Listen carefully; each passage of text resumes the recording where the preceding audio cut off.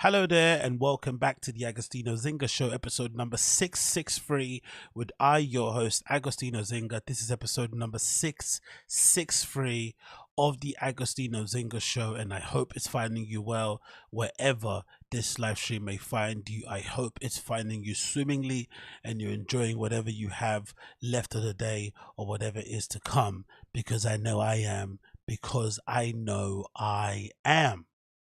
All things considered after that, hope you are well. I'm just right here now getting to grips with my equipment and making sure if it's working the way it should be working.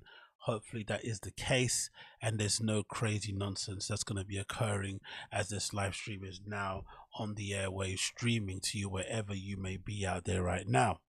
So it's been an absolutely uneventful weekend for me for the most part.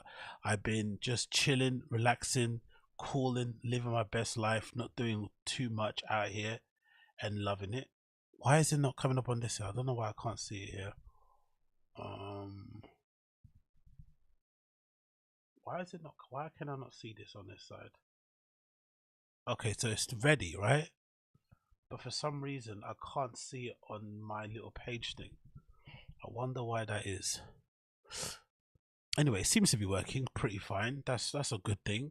For some reason I can't see it on my end yet, but yeah, big up everybody that's tuning in live, and big up those of you who will definitely be listening to this after the fact. But for whatever reason, as per usual, when I'm doing these things live, it sometimes give the idea that I'm not having it here on my screen, so it's giving me kind of PTSD. But I can see it on this side of things, so things should be where they need to be in that regard, so it shouldn't be too crazy, which is pretty good to see. I'm loving that. For some reason the other live stream isn't there. For some reason, I don't know why that is the case, but yeah, for some reason that isn't there, but everything else is, so that's pretty good. I'm loving that, and I can see everything where it needs to be. Let me quickly get rid of this and then pop out another chat so that I have this on my screen here, and then we can get right on into the show and start talking about all the things I have to talk about on the #1 cultural commentary podcast in the world, Tazz, the Agostinho Zinga Show. But yeah, let's move on now. It's clearly working now. Everything is back to normal. I'm really happy about that. But for some reason, the scheduled stream I had before is not up. But we'll get that sorted out another time anyway. No big deal. Anyway, big up everybody that's tuning in live. Big up everybody that's hanging out. I do appreciate every single one of you. I'm aware that this camera is still a bit glary. As I said beforehand, I'm using an iPhone now, so I've kind of changed from my normal setup before, where I was using a flipping, crappy webcam. I decided to choose an iPhone because technically it should be the better option when you're live streaming, because usually the iPhone camera is kind of known for being really good in terms of video in low light.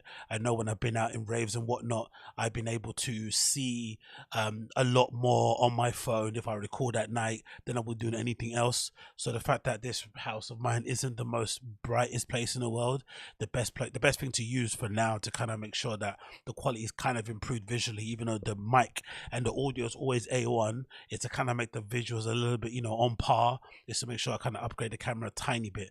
And if I could do it with this other iPhone that I had lying around I wasn't using, why not? But the only issue I have now at the moment is that there's a little bit of camera glare on the actual screen because the actual lens of the iPhone is cracked, so I have to kind of get that repaired, and that's not going to cost too much, but I'm going to get that done. So if you're seeing a little bit of glare on the screen, don't worry, it's not you, it's not my settings, it's just that the lens on the actual camera lens on the iPhone is cracked, because this phone I've got using now is like a red iPhone, I think 8 or 10, that I was using for ages. I took it to many raves.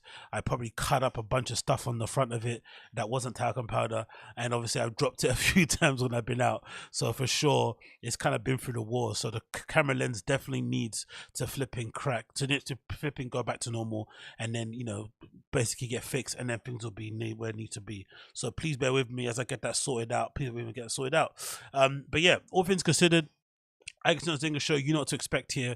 Cultural commentary podcast, all things I'm kind of interested in when it comes to fashion, art, music, and everything else in the news and sports. So if you like that kind of thing, tune in. For those of you waiting for the random show, that'll be happening later. So in about a couple of hours, I'll stream the random show. So if you want to see all the comedy type of stuff, then please come back in a couple of hours and I'll have that ready for you to go. So jumping on in to today's topics, I wanted to kind of get my I wanted to kind of talk about and get off my chest. Number one topic to speak about, and something that I've kind of been mulling over for the longest, especially after a couple of conversations that I've had over the last couple of weeks due to some, personal things that are going on in life and whatnot. I'm just been thinking in general about maybe going full ham with this kind of thing that I do, because for the most part, even though I have stuff like this being kept fun here at the bottom of the stream, I'm not exactly out all the time like I was at one point. There was a point in my life where essentially going out and getting absolutely trolleyed was exactly my kind of mission in life, and I kind of sometimes would actively run away from people who would try to tell me to chill out, calm down, or take it easy, because I was thinking at that time they were fun police. I'm pretty sure they're still fun police, but they probably did have a point in terms of me maybe pulling it in, reining it in, and chilling out a little bit. But I was living my best life. I had issues I was kind of maybe personally going through that was maybe, in a weird way, subconsciously, unconsciously, taking it out on a dance floor, that malarkey. But there was something that I enjoyed doing, and I enjoy doing to some extent now. But I wouldn't say it's very accurate to my overall personality and what I'm about in terms of how I do my stuff. I kind of like to play up to it, because I think it's just funny to troll people and to make them think you're absolutely caning it every single day, because it's way more humorous to see them get on their high horse and try to be moral arbiters of what people should be doing at certain times of their life, ages and whatnot. And I'm also kind of somebody that kind of laughed and kind of, at first I kind of got offended, but also kind of laughed and loved when, the Weeknd and Future would kind of purposely go on these kind of tangents of telling people how many drugs they did, how much drinking they did. And then I kind of got old and I realized to myself, hold on, I love The Weeknd, I love Future. I think they're only getting better and better with each project, especially someone like a Future is becoming way more well-rounded as a rapper, especially he's come from, his trap sort of beginnings all the way until now. His melodies are awesome, his bars are amazing, he's got captions for days. And artistically, he's just going in very different places overall. And it got me thinking one time when I was older, I was like, hold on, these guys that I love, The Weeknd and The Future, they talk about doing drugs and drinking all the time, but they also are able to put out these stellar, which I would say are easily like, 7 out of 10 and plus albums every other year or whatnot. They put on a hell of a live show. I've seen The Weeknd perform live. I've seen Future perform live. It didn't make any sense to me why those guys that were talking about drugs and alcohol would also be able to put out that kind of level of music and product.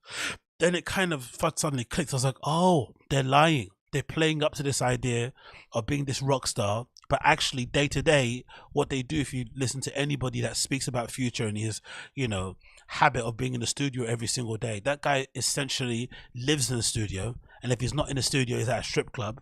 And if he's not at the strip club, he's at the club. And if he's not at the club, he's at the studio.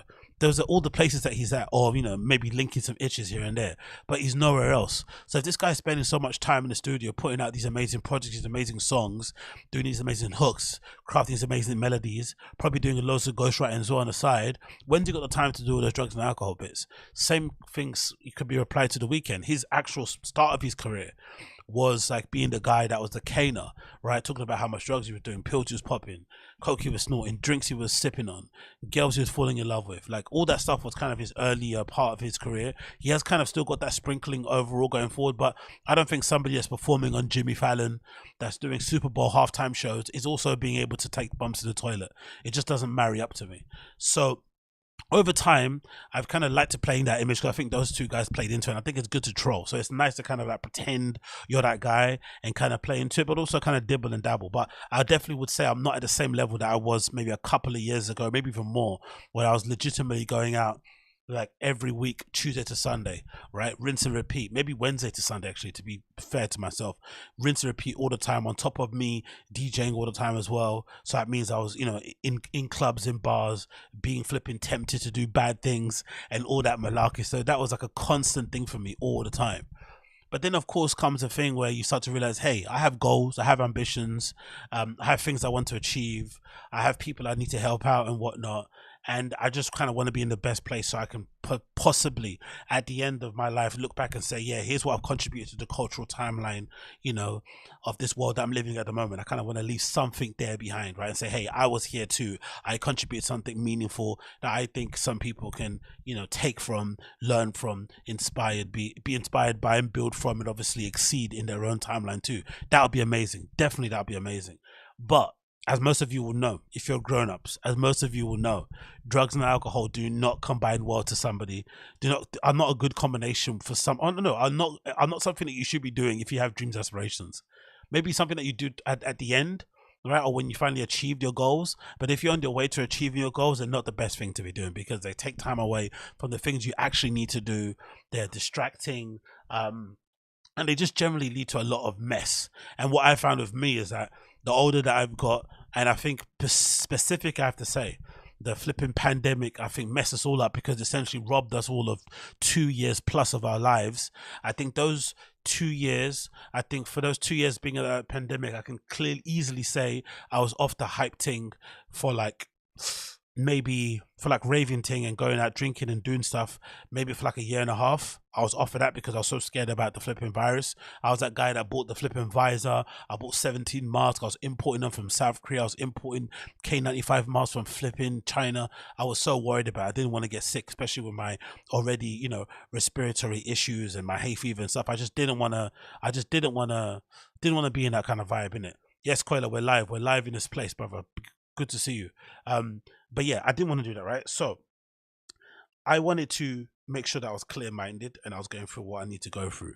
But I think that 2 years out during the pandemic and not doing stuff and then getting older meant that when I did finally go back out, I realized, oh, rah, I'm not the same person anymore. I can't do the same level of stuff I was doing prior and still be functioning and still be working out and still be doing the stuff I need to do to kind of get my career where I need to get to, and just still being a functioning adult and being a good friend and all that sort of malarkey. I just can't do it. It just doesn't work that well. And I have to kind of sack off the other thing. So especially after the weekend just gone and whatnot, it just got me thinking because I didn't go out, right? I didn't go out for bank holiday weekend, whatnot, but I had a little session, whatnot, right, at home. And I was thinking to myself, you know what? This stuff, as much as it's fun, I do obviously now get to a stage where I definitely do think I enjoy this kind of thing out more. I think it's way more of a reward and feels a little bit more, no, I said meaningful. It just, I'm not sure if it's a reward. Reward is probably the wrong thing to say, but it just feels better to do after a long period of like absence for me or working hard during the week. Because I remember when I was working in retail, one of the things I absolutely loved, right? One of the things I absolutely loved when I was working in retail was like going out with my colleagues like after work. And usually the reason why you loved it or why I loved it the most was because at that time I was kind of relatively young.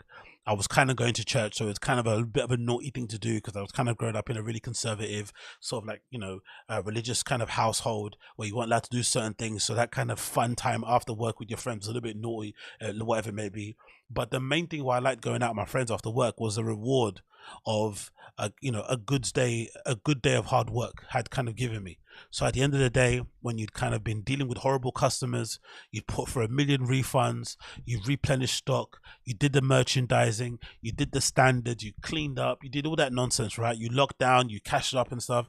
And at the end, you get to kind of go with your friends to Spoons, to a local bar around the corner, or whatever it may be, and have a drink and have a little bit of a dance or whatnot and go home. That was legitimately amazing. It really was amazing. And I think over time, I then basically upgraded that sort of experience. I did it with Berlin. I did it with a club. So I would be like, out, Friday and Saturday, or I'll be working Monday to Friday. Then I'll decide to kind of go out somewhere, go to a rave, have my fun and do what needs to be done. But it always was a reward for something. It wasn't like a daily thing. And I think what happened is after the pandemic, when I tried to come back outside, I basically tried to recreate that. I basically tried to make up for lost time by, having sessions at home, which aren't the greatest. Because, but from the outside looking in, they look a bit sad. They could be fun to you, but being at home alone and watching live streams and getting on it at home can look a little bit ridiculous, a little bit sad. Can also it just looks sad. There's no other way to put it. It just looks completely sad. It's not an after. When you're doing it at home, it just looks sad. So the plan is going forward now. Long story short, is that I want to get to a point where, that's the name of the title of the podcast, 6 weeks Berghain program, is I want to kind of treat this how I did it beforehand and kind of have it like training camps where I'm basically sober for the most part when it comes to before the party season that I'm kind of going on, and then when that's finished, come back and start doing my regular Monday to Friday. Because prior to the pandemic, I think it's one thing that I kind of appreciated a little bit about working in the office, because now I predominantly work from a computer. I'm basically working from home for the most part on a laptop. And one of the things I actually did like about working in an office prior to the pandemic was that for me, it gave me a structure to what I was going to do Monday to Friday, because without exception, you are going to be in most days if you worked in an office Monday to Friday. So it basically created these sort of like guardrails I could kind of live my life by, where I could make sure that I had to be somewhat behaved, or my good behavior, sorry, from Monday to Friday. But then when when the Friday evening came about, I could then get a bit crazy and get a bit loopy. And of course, most of the startups I worked at, they always had like Friday drinks, or they'd get you pizza, or you'd have like you'd have a company all hands where they bring drinks, like something to do with drinks would always happen on the Friday, especially if it was around payday, because the chance for everyone to kind of let their hair down and relax after a long week of flipping working hard. So that's what I want to go back to personally, my personal life, especially when I think about my DJing thing that I want to kind of pick up. I'm probably going to start producing also. I don't want to be in a position where I'm essentially a slave to the flipping rave, which I've never been, to be honest. I've never been that. It's only been the last couple of years where I felt like I've kind of slipped into some bad habits. I think before that, I was fairly strict with how I went out. I did my work Monday to Friday. I went out on a Saturday if I wanted to, and that was it. So this coming up, there's 6 weeks before I'm going to Berlin. I should be going there the last weekend, I think, of May. I think it's at the 21st or something of May. I think it's around that sort of date. Let me just double check, but I'm pretty sure that's a date that I booked. Yeah, I'm going to Berlin from like the 26th to the 29th of May. So between now and then, I basically got 6 weeks to train, do what I need to do, and essentially live a 100% sober lifestyle until I go then. And then I'm going to repeat that at home also, and just continue doing it that way, because I just think the other option is just crap. And honestly, the hangovers are so brutal now. They take 2 days, sometimes 2.5 days to recover from. You're still kind of reeling from it, and you forget all the good stuff you did. Whereas before, I feel like if I'm going to a party, especially if you're going to a place like Berlin, you can't really get yourself too leery and too on it, because you have to behave. You have to be on your best behavior in the queue. They don't let you go there and be a little bit too drunk and go crazy. So you have to be kind of on your best behavior when you're in that queue itself. You also want to pace yourself, because most of the clubs there are open 24 hours. Sometimes they're open from Friday all the way until flipping Monday. So there's no need to go there steaming. You can take your time. And if you want to go see a certain person play, like where I'm going to go on that weekend, I'm going to go to like 3 different clubs to see 3 different people. And I think I'm going to 2 clubs in one night. So I basically need to be paced. So, I always find myself when I go to these things on way better behavior than I would be at home, because the structure of how they do stuff there is just a little bit more easier to kind of, do the right thing, because you don't end up pre-drinking, you don't end up getting on it before, you wait until you get there. And even when you get there, you're more focused about the rave and the music and who's playing and who's around, and looking at the architecture and the interior, and just walking around this labyrinth of a club and finding all these nooks and crannies you can kind of hang out on and chill at. That's basically the kind of time you're on. So that's what I'm going to be on going forward. So I'm really looking forward to that kind of phase of my life up and coming, coming up, sorry.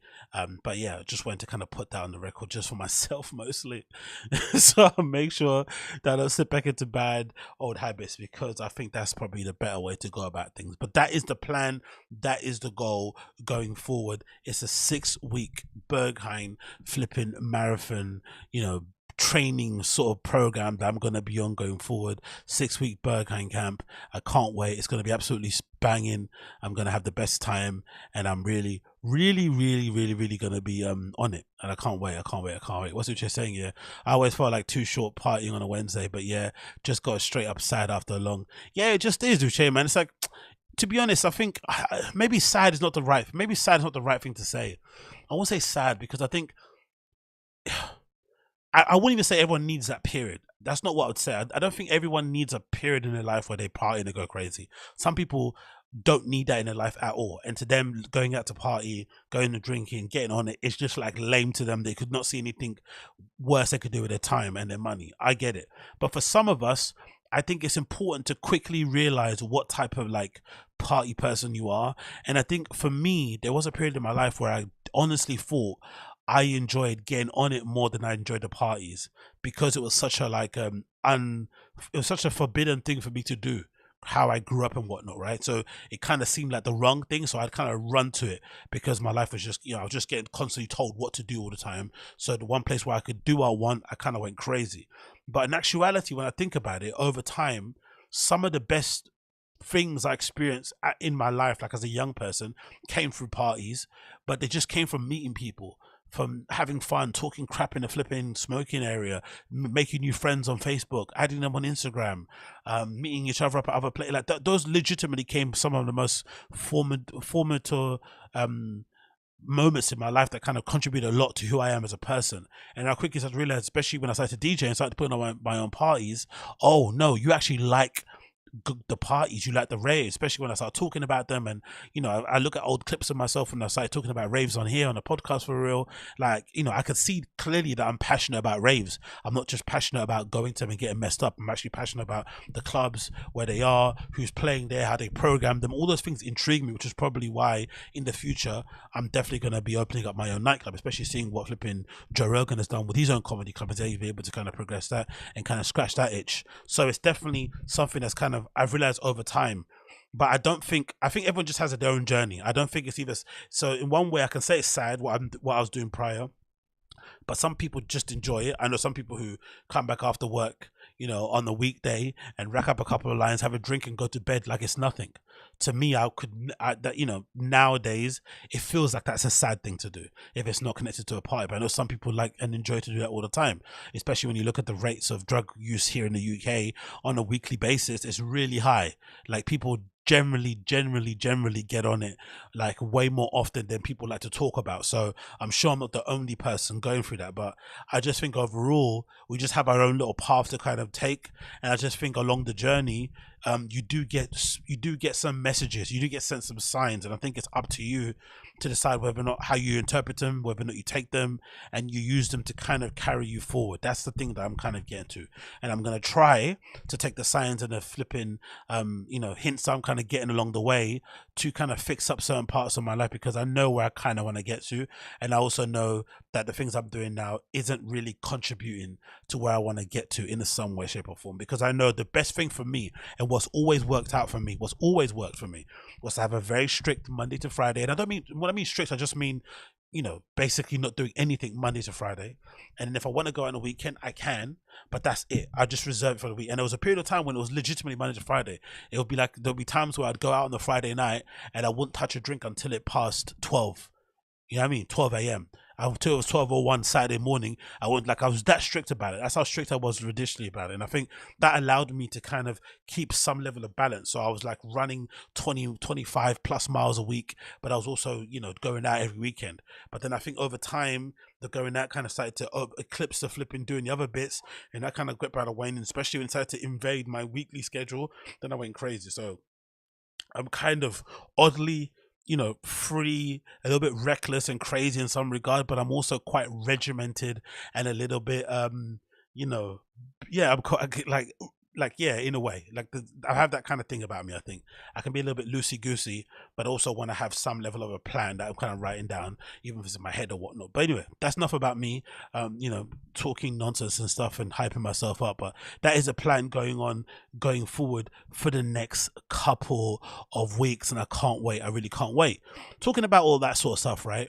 There's this article that I saw that I thought was fairly interesting, and I'm gonna pull it up here on the screen.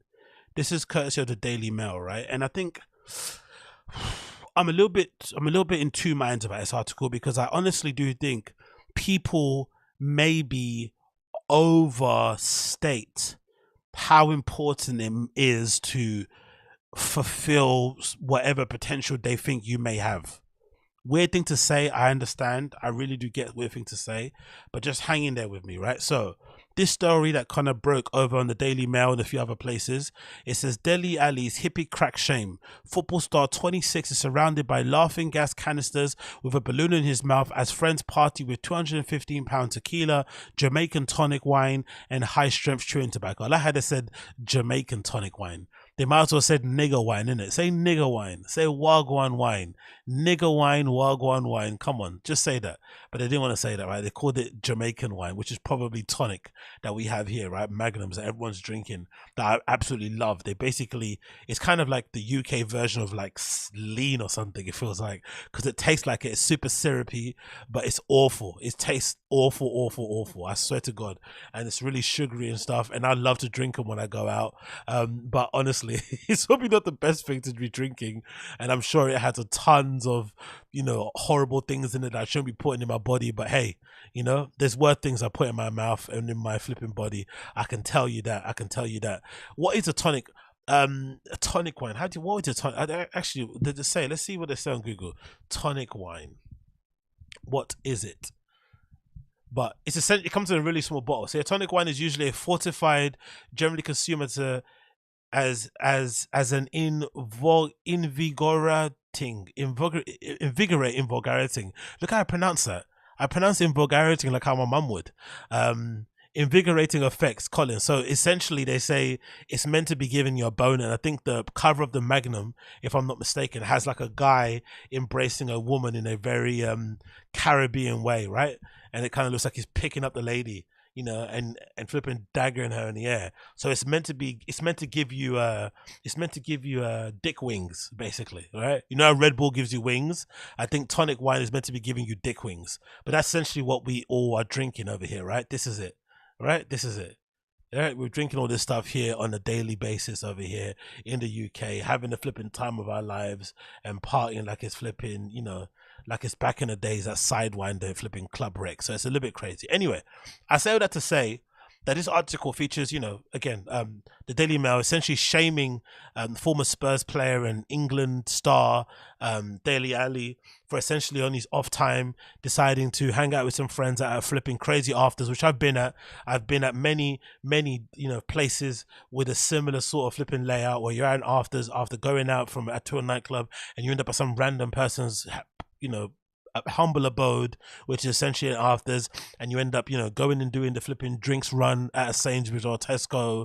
Maybe they have some drinks there already in the cupboard, and you end up getting on it and doing maybe balloons, maybe a couple of lines, a couple of other things. And this is generally what you do, end up kind of talking and blabbering on for hours and hours. And usually in these scenarios, you end up kind of feeling like you're solving the world's problems. You can end up talking about festivals that you want to go to. I remember going to afters, right, with random people, and in the moment you're so high off whatever you're high off of, right, that you legitimately think these people are like your family and your friends, and you legitimately start having conversations about going on festivals, going on a holiday together, like all these really high, like not even just a casual thing about, hey, we should meet for a drink or for dinner next week. No, you're thinking about, no, we're friends forever, man. We get each other. Let's go and do this. Let's go and start a magazine. Let's start a creative agency. Now, I'm sure there are some people out there who have done that and they've actually gone ahead and followed through. I'm sure they've existed. Those people follow through, right? But for the most part, most of us just do this and you never see these people ever again. And sometimes, in my experience, you hang out with these people, you have a great time, and then you message them the following week or following day, and they act like they never know you. They never knew you. Like, leave me alone, go away, block, delete, you know, never speak to me again. You're like, hold on, we were just sharing a spoon the other day. How are we now suddenly not friends anymore? Anyway, all this to say, I generally do think there is a overemphasis placed on people fulfilling their potential, especially when the person themselves doesn't really care. And I get the feeling from Dele Alli that he doesn't care as much as other people care, how his kind of career has kind of, you know, somewhat petered out into a little bit of a dead end at the moment. He was obviously really great at Spurs for a while. He did some great stuff, non-league, MK Dons, got teams promoted, was, you know, he won loads of personal trophies in terms of Young Player of the Year. He scored a bunch of goals, took part in a real bunch of crazy, amazing Premier League games, you know, went on a good run with Spurs in the Champions League. And generally, I feel like even though he's only 26, 27, I feel like a lot of people out there haven't, you know, achieved an ounce of what he has in their career, and they're pretty happy. So I'd imagine, you know, Dele Alli could be pretty happy too, despite maybe him hitting the wall, not fulfilling his overall potential. But I never got the feeling that he was overly bothered about it. And I'm just here to say, what is the crime in deciding you're happy with how your career panned out and you just want to kind of live your life? What's the crime about that? Even if and again, especially if you're on your off time, there's something about footballers in the UK where they get criticized so heavily for essentially doing what anybody else the same age as them is doing on their off time. At the time now, Dele Alli isn't playing football, I don't think. He's meant to be at Fenerbahce. He's maybe injured, I think. He's on loan for Everton. He's injured maybe. So what else is he meant to be doing at this time if he can't play football? Why shouldn't he be doing balloons? Why shouldn't he be at crazy afters when he's 27? Because every other kid that's his age, that's maybe into the stuff that he's into, I can guarantee most of them are doing the same thing that he's doing on any given weekend. Some of them are doing them on a daily basis. So I don't actually see the issue personally for me. I think people are projecting way too much on him.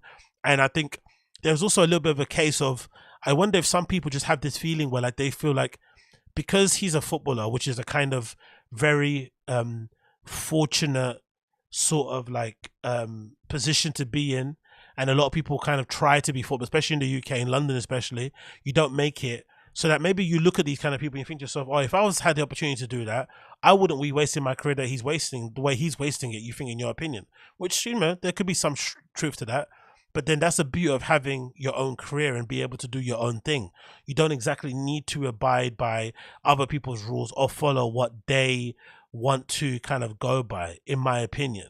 I think this is kind of what happens. I don't think everybody gets to fulfill their potential. Some people get to enjoy the fruits of their career early on, middle of their career, maybe at the end. But as long as they did enjoy it, were able to make some money, provide for their family, and have fun along the way, what's wrong with deciding to then unwind and do what you want to do in your spare time? What's the wrong thing about this? I don't really see anything wrong with it personally. But anyway, let's kind of read the article courtesy of Daily Mail. It says, former England football star Dele Alli has been pictured with balloons in his mouth surrounded by laughing gas canisters. A picture shared on social media claiming to be inside a flat in Salford shows a 26-year-old and several friends sitting around a table laden with giant balloons, giant bottles of nitrous oxide, also known as hippy crack. I love it. No one calls it hippy crack. People just call it balloons. But I love how the Daily Mail is trying to, flipping disgrace the legacy of balloons, because I guess predominantly maybe black people take it or something. I don't know. It's annoying, but I see plenty of white people outside clubs taking this shit. The table is littered with a variety of other party related items, including a £215 Calais Azul tequila, Magnum, a 16.5 alcohol tonic wine from Jamaica. I love how they're breaking it down here, trying to get it banned. The Siberia extremely strong snus, which a lot of people take. Actually, I think footballers are starting to take it too. I see a lot of footballers on the benches taking it. From a chewing tobacco. Also visible is a bottle of orange fizzy Lucozade, a can of fizzy drink, and a bottle of 7-Up and a packet of Evian water, alongside several empty balloons and a pack of playing cards.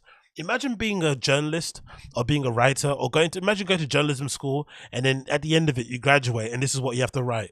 You have to be breaking down item by item what is contained on a table and afters where a professional footballer is. Imagine that. While possession of laughing gas is not currently illegal, Home Secretary Suella Braverman wants to introduce new laws banning it entirely from all but legitimate uses, which include whipping cream. Somehow they're going to try and ban laughing gas so you can only use it if you're whipping cream. Hilarious. But anyway, we digress. Dele Alli, that's him, clearly there, you know, he's got his football swag on, wearing the Louis Vuitton skates, which are a decent shoe there. I love that. So big up him for that. It continues. Leveling up Secretary Michael Gove has been a high-profile critic and announced the plans to tackle certain social behavior and littering from people using it. It's hilarious, right? Cokehead Michael Gove is telling people not to take a flipping laughing gas. Shut up, mate. 5 tons of laughing gas canisters were collected after Notting Hill Carnival last year. Kingstown and Chelsea. I hope they're going to be collecting the same canisters at fucking Glastonbury. Right, they keep targeting the blacks because we've decided, you know, maybe laughing gas is our new thing. But I hope these police officers are also going to be at flipping Glastonbury, collecting all the flipping laughing gas canisters from all the whites over there, and Reading and Leeds Festival also. Don't just flipping target the blacks, please. But anyway, we could digress. Kensington and Chelsea Council said the excessive number of metal cans had made what was already Europe's largest street clan all the more difficult because they had to collect it separately where the risk of continues. Kerry Donaldson, a receptionist, recently revealed that she had been paralyzed. Sorry to laugh. Paralyzed and left needing round-the-clock care after repeated binges on balloons damaged her spinal cord. I'm sorry. But if you're using balloons to an extent where you're getting paralyzed, surely there comes a point where you just think natural selection. Because anyone that's actually done balloons will know it's not that enjoyable. It's like shisha. Like people who OD on shisha and stuff, you are weird. that stuff tastes weird after a while. It makes you dizzy. It's just not that enjoyable after a couple of puffs. It's not that incredible. So people that are legitimately inhaling laughing gas to the point where their spine is getting paralyzed and they're having round the clock help, maybe your core wasn't strong to begin with. You know what I mean? Not to be mean and stuff, but maybe your core was lacking number one, and now, you know, paralysis has basically come your way because of that. Maybe do a couple of more sit-ups and less of the flipping laughing gas. Maybe. But hey, what do I know?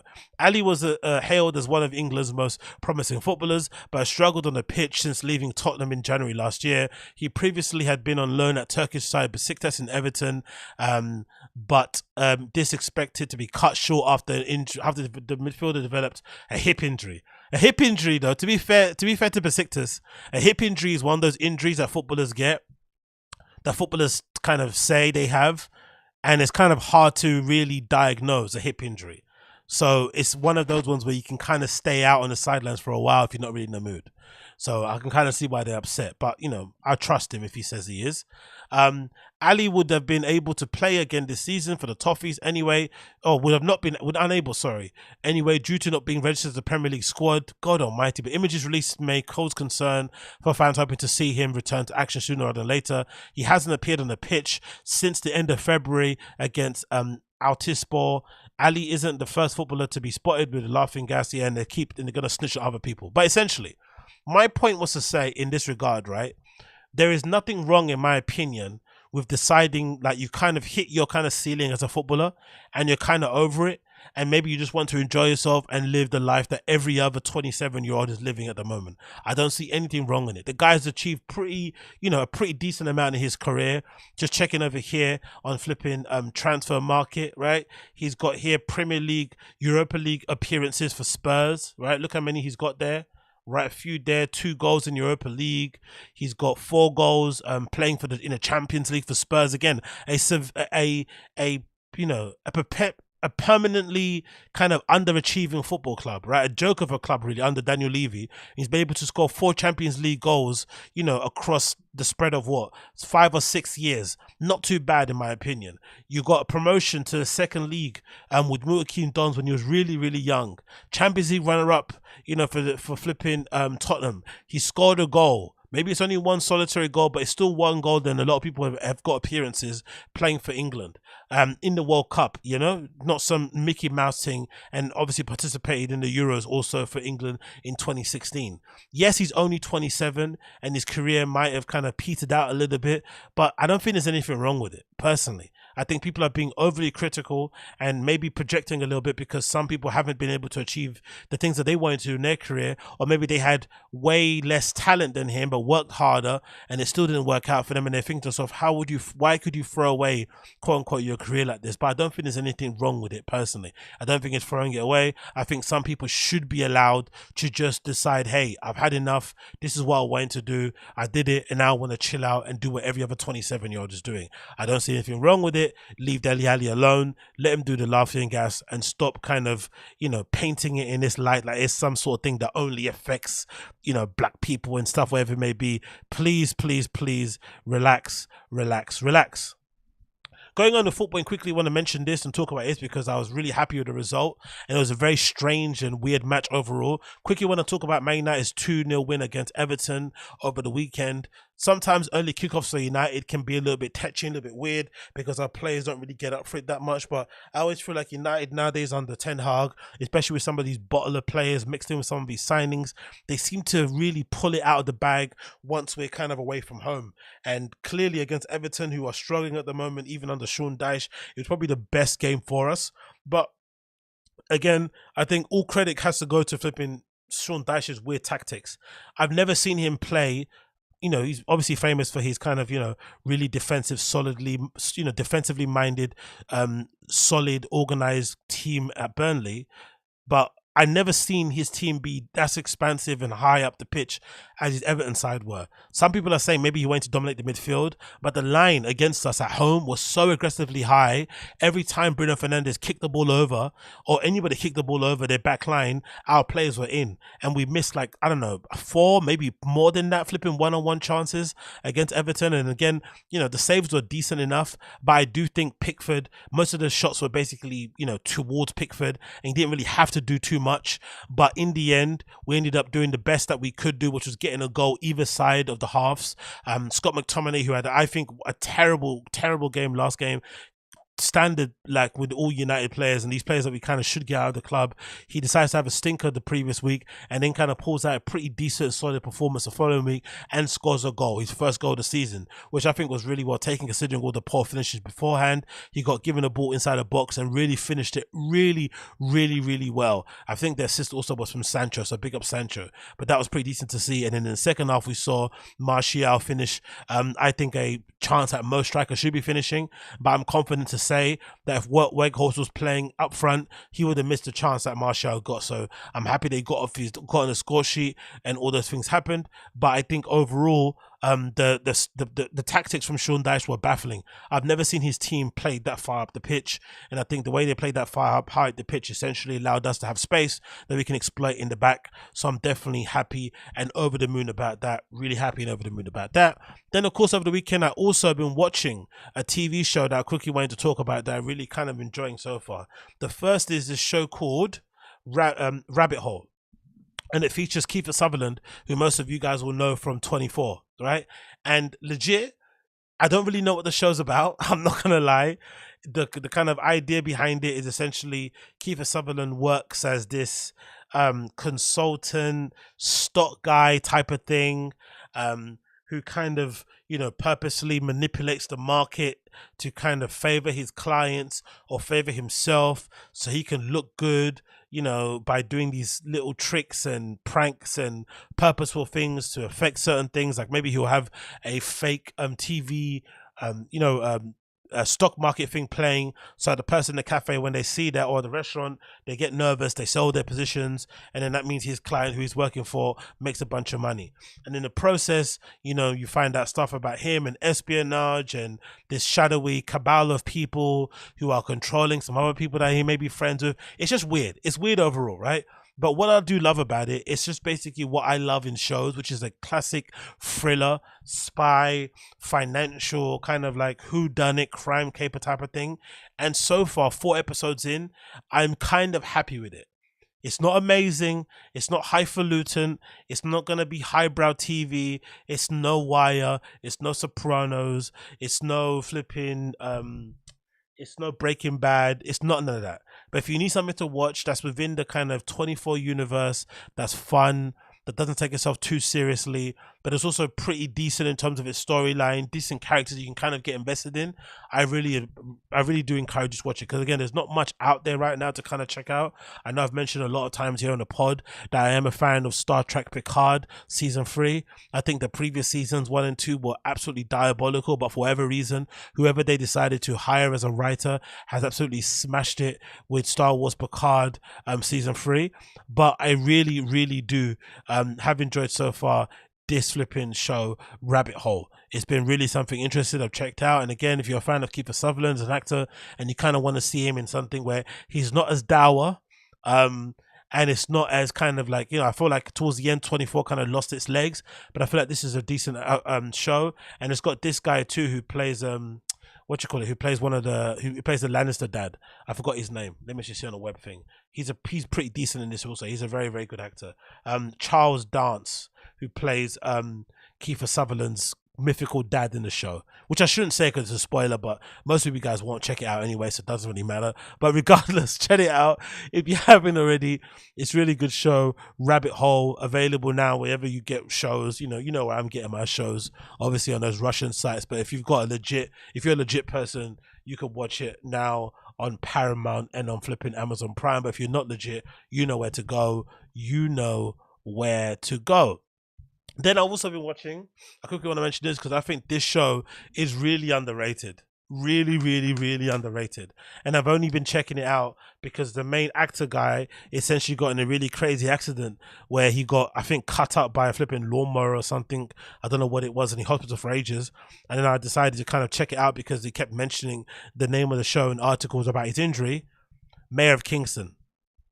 Mayor of Kingston is legitimately a pretty decent and underrated show. Not many people are talking about it, I feel like, online, but I'm legitimately enjoying it, mostly because of how it depicts this guy who essentially is acting as like a fixer, right? A fixer for like the place that he lives in, Kingstown. He's kind of like the unofficial mayor, but he's also has a criminal past. He's kind of playing both sides of the fence, and he's basically trying to do right by doing wrong, right? That's what he's basically trying to do. He's trying to do right by doing wrong, but obviously, if he has the right intentions around things, he kind of thinks it just, the ends justify the means.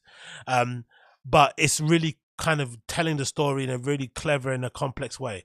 I really do like it. I really have enjoyed it so far. I don't want to give away too much of the story, but I have definitely enjoyed it, and I think some of the acting performances in it are really good also. There's some really good scenes in it. I like that it's kind of violent. It's not as kind of cookie cutter as you would expect it to be, and for me so far, it's been an enjoyable watch to kind of check out, and I've essentially been able to binge the last 2 seasons over the last few weeks, which I kind of regret, but it has basically allowed me the opportunity to kind of see that, there are some decent shows out there. They're not all the same old nonsense, but over time, it's nice to see that these things kind of exist and actual decent TV is available out there. So again, if you're having a struggle with stuff to watch out there, you don't know what you want to check out, then I definitely recommend you check out those shows that I mentioned, Rabbit Hole and flipping, what's it called? And Mayor of Kingstown, available now wherever you purchase or wherever you watch shows. So let me just double check actually and see where Mayor of Kingstown's available. Oh, same place. So Mayor of Kingstown's available, according to me in the UK, it says it's available on Paramount, Amazon Prime, and Apple TV, and also YouTube. So if you want to check that out, definitely make sure you do. Some really solid performances in the whole entire thing, and I've definitely have enjoyed it so far that I've been watching it. I 100% have enjoyed it. Going back to talking about balloons because it's fun, let's touch upon this. This article, courtesy of Mixmag, talks about the up and coming ban that people are basically legislating for in terms of, nitrous oxide and whatnot, and just essentially the grip that balloons have taken on this dear nation of mine. The title of it: Hysteria, Harm, or Something More Sinister, Why the UK is Banning Nitrous Oxide. This is courtesy of Mixmag, written by a person called Tracy Kowalik. So it says, the UK has the highest drug consumption in Europe. Now you guys understand why at the beginning of the podcast I had that weird coping session about my alcohol and drug use, and the fact that I need to maybe put a lid on certain things if I need to achieve my dreams. I'm not the only one. I'm not unique. I'm not special. Everybody in this country is struggling with it in one way, shape, or form. Maybe it's because we don't have enough sunlight and we don't get to go to parks often. I don't know what it is, but look at that. The UK has the highest drug consumption in Europe. Full stop. In London, the continent's capital, a gram of gear, weed, Dom Perignon, ecstasy G, MDMA, crack, fentanyl, psychedelics, DMT, and even rhino care are all but a text and a Prius ride away from your front door. And from my own personal experience, yes. But the drug currently dominating headlines with reports of hospitalizations nationwide is one that long been readily available at corner shops and online, which is now set to change with the announcement of a ban on March 27th. It's nitrous oxide, occasionally dubbed hippie crap by politicians, tabloids, and second most used drug in the UK among 16 to 24-year-olds. Imagine being 16 to 24 and doing that much flipping cat. Developing brain, right? You're probably not sure who you are as a person, let alone the drugs you want to be ingesting. Your friends are changing, your family's changing, your career projection is like everything's moving around you, and that time you're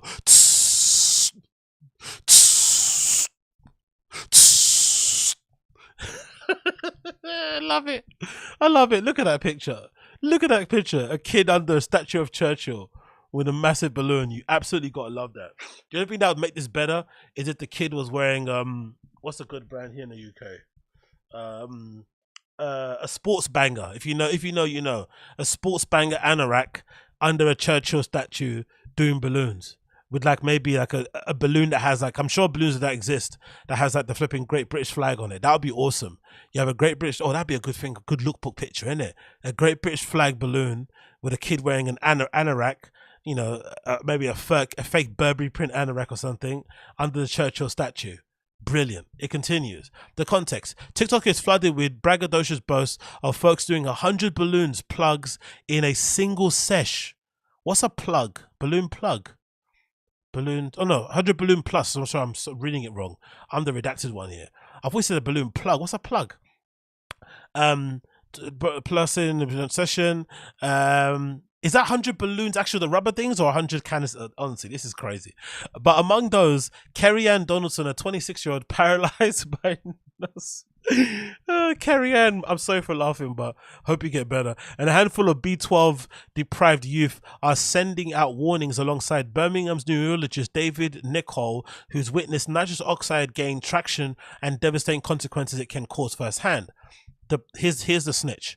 In the past, you may have seen one patient every 10 years because nitrous oxide, it was formerly listed under medical rarities. Now NOS-induced injuries are our most common call to the Birmingham Acute Neurology Ward ahead of these of other things. I see 2 new patients with nerve spinal cord damage and even paralysis caused by oxide every week. So kids are waking up in the morning, going skateboarding, playing football, and then turning up at his hospital on flipping wheelchairs. And not from football or skateboarding, but from taking too many balloons. Weird. Nicole was first encountered the shit back in 2020 when he began treating increasing number of patients experiencing tingling or lost sensations in their feet. I was cycling. I wonder if this is to do with the pandemic also, because I feel like with me, like I said prior, my kind of pandemic alcohol and drug use went down completely because I was scared of the virus. I didn't want to get it. But then when I tried to kind of get back on it again, I realized that my tolerance had also lowered. No, my tolerance is also lowered. So whatever I could do prior to the pandemic, I couldn't do again now. So I wonder if some of these kids came out of the pandemic without the ability to kind of, you know, without the societal need to kind of rein yourself in because you're going to a club or you're outside of people. You can be at home doing what you want, and they went overboard. Maybe. I'm not too sure. I like to blame everything on the pandemic because it's an easy thing to point at and not yourself, but who knows? The quote, I was cycling every day and seeing those bloody canisters, whippets and cylinders on the side of the road. It really angered me because I'm seeing patients constantly because of this stuff.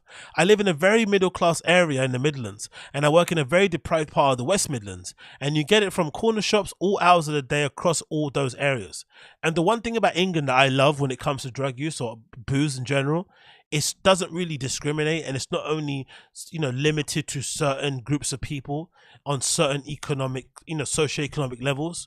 You go to places in West London, you go to places in North, places in South, and you'll find these silver canisters everywhere. It's not just in hoods, in kind of rough parts of town that I live in. They're across the board. So everybody's getting on it, but they love to kind of, you know, make it a flipping pause and a black and brown thing when it's actually affecting everyone. That's actually a way to deal with it properly if you wanted to. But again, what do I know? Pissed off and propelled to ignite change, Dr. Nicole the Narc launched a personal crusade across the country to spread the word. Laughing gas is no matter. It's no laughing matter. Lame. Laughing gas is no laughing matter. Lame. He has vocalized his growing concerns across mainstream and specialist news organizations, helping to conduct a recent investigation report for Sky News.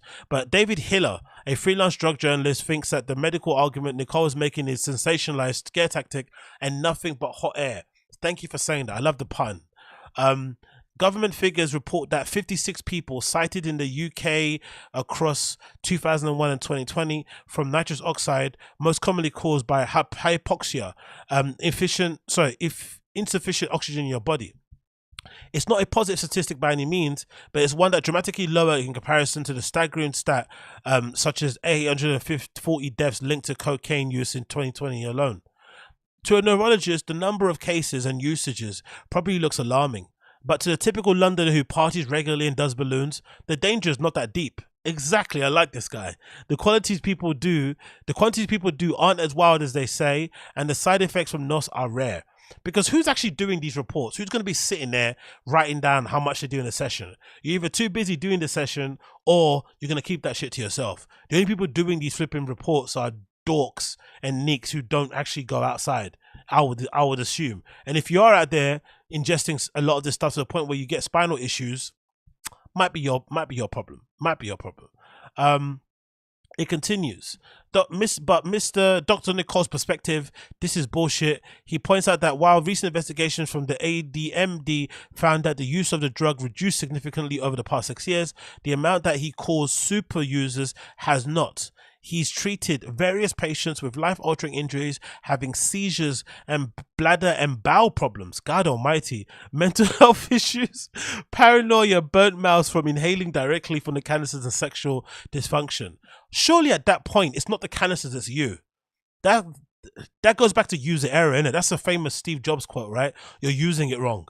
Surely you're using it wrong at some point. If you're the one who's getting to the point where you're having, seizures, bladder and bowel problems, mental health issues, paranoia, burnt mouths from inhaling directly from the canisters, and sexual dysfunction.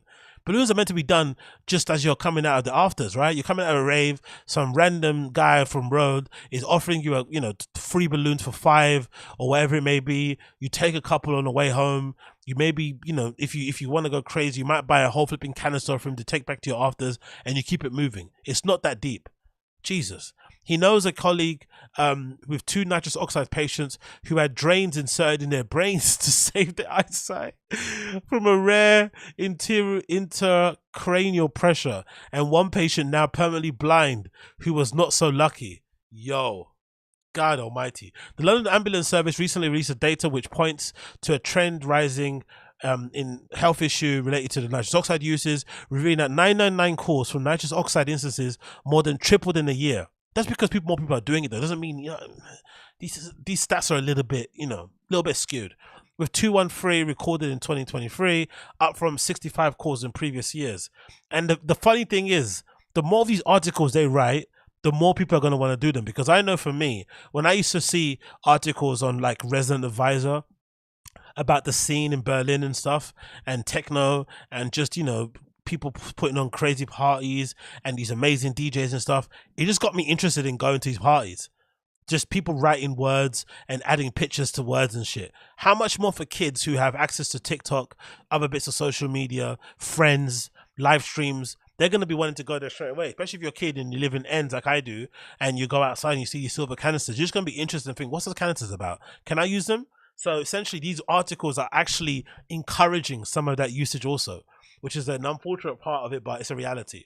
It continues. The response. At the top of 2023, the Home Office chimed in with big plans to push the ban of sale and possession of nitrous oxide as part of a wider crackdown on antisocial behavior.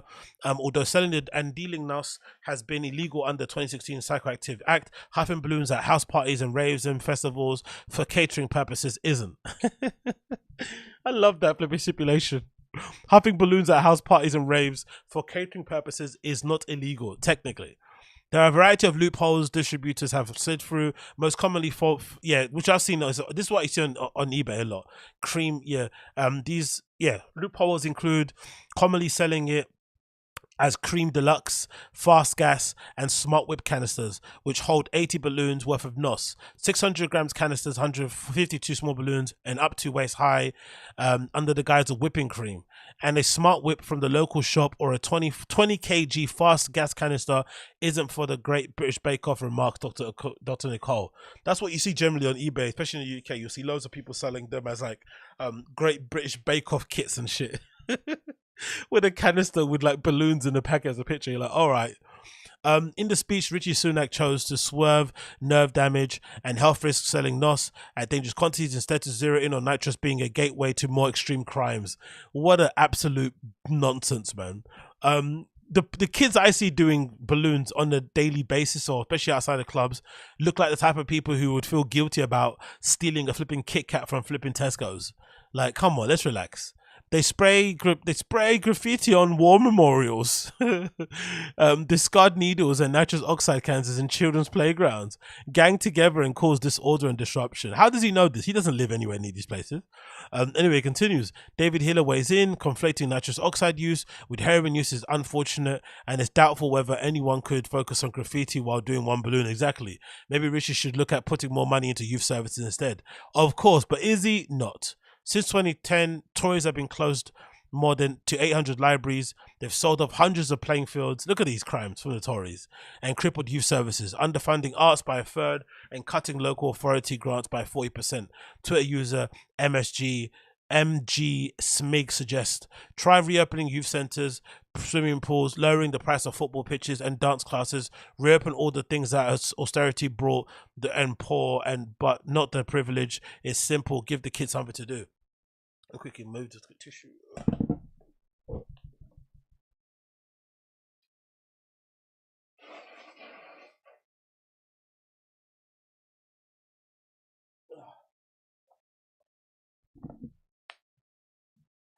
You know the funny thing about this, right? This is really, really true. And in my experience, what I found is that, and I was thinking about just the other day because I was having this debate. I was talking about this actually issue with my brother the other day. When it comes to Pirate Studios, which I love, right? Pirate Studios is amazing. It gives you people the ability to kind of go and record, professional level equipment. If you're a DJ, you can use these little studios that you can book for like, £15 per hour, and you can, use them to record a DJ set, practice, live stream like I do sometimes. They have dance studios that you can book by the hour. They have band rehearsal rooms you can book by the hour, and recording studios, right? Amazing.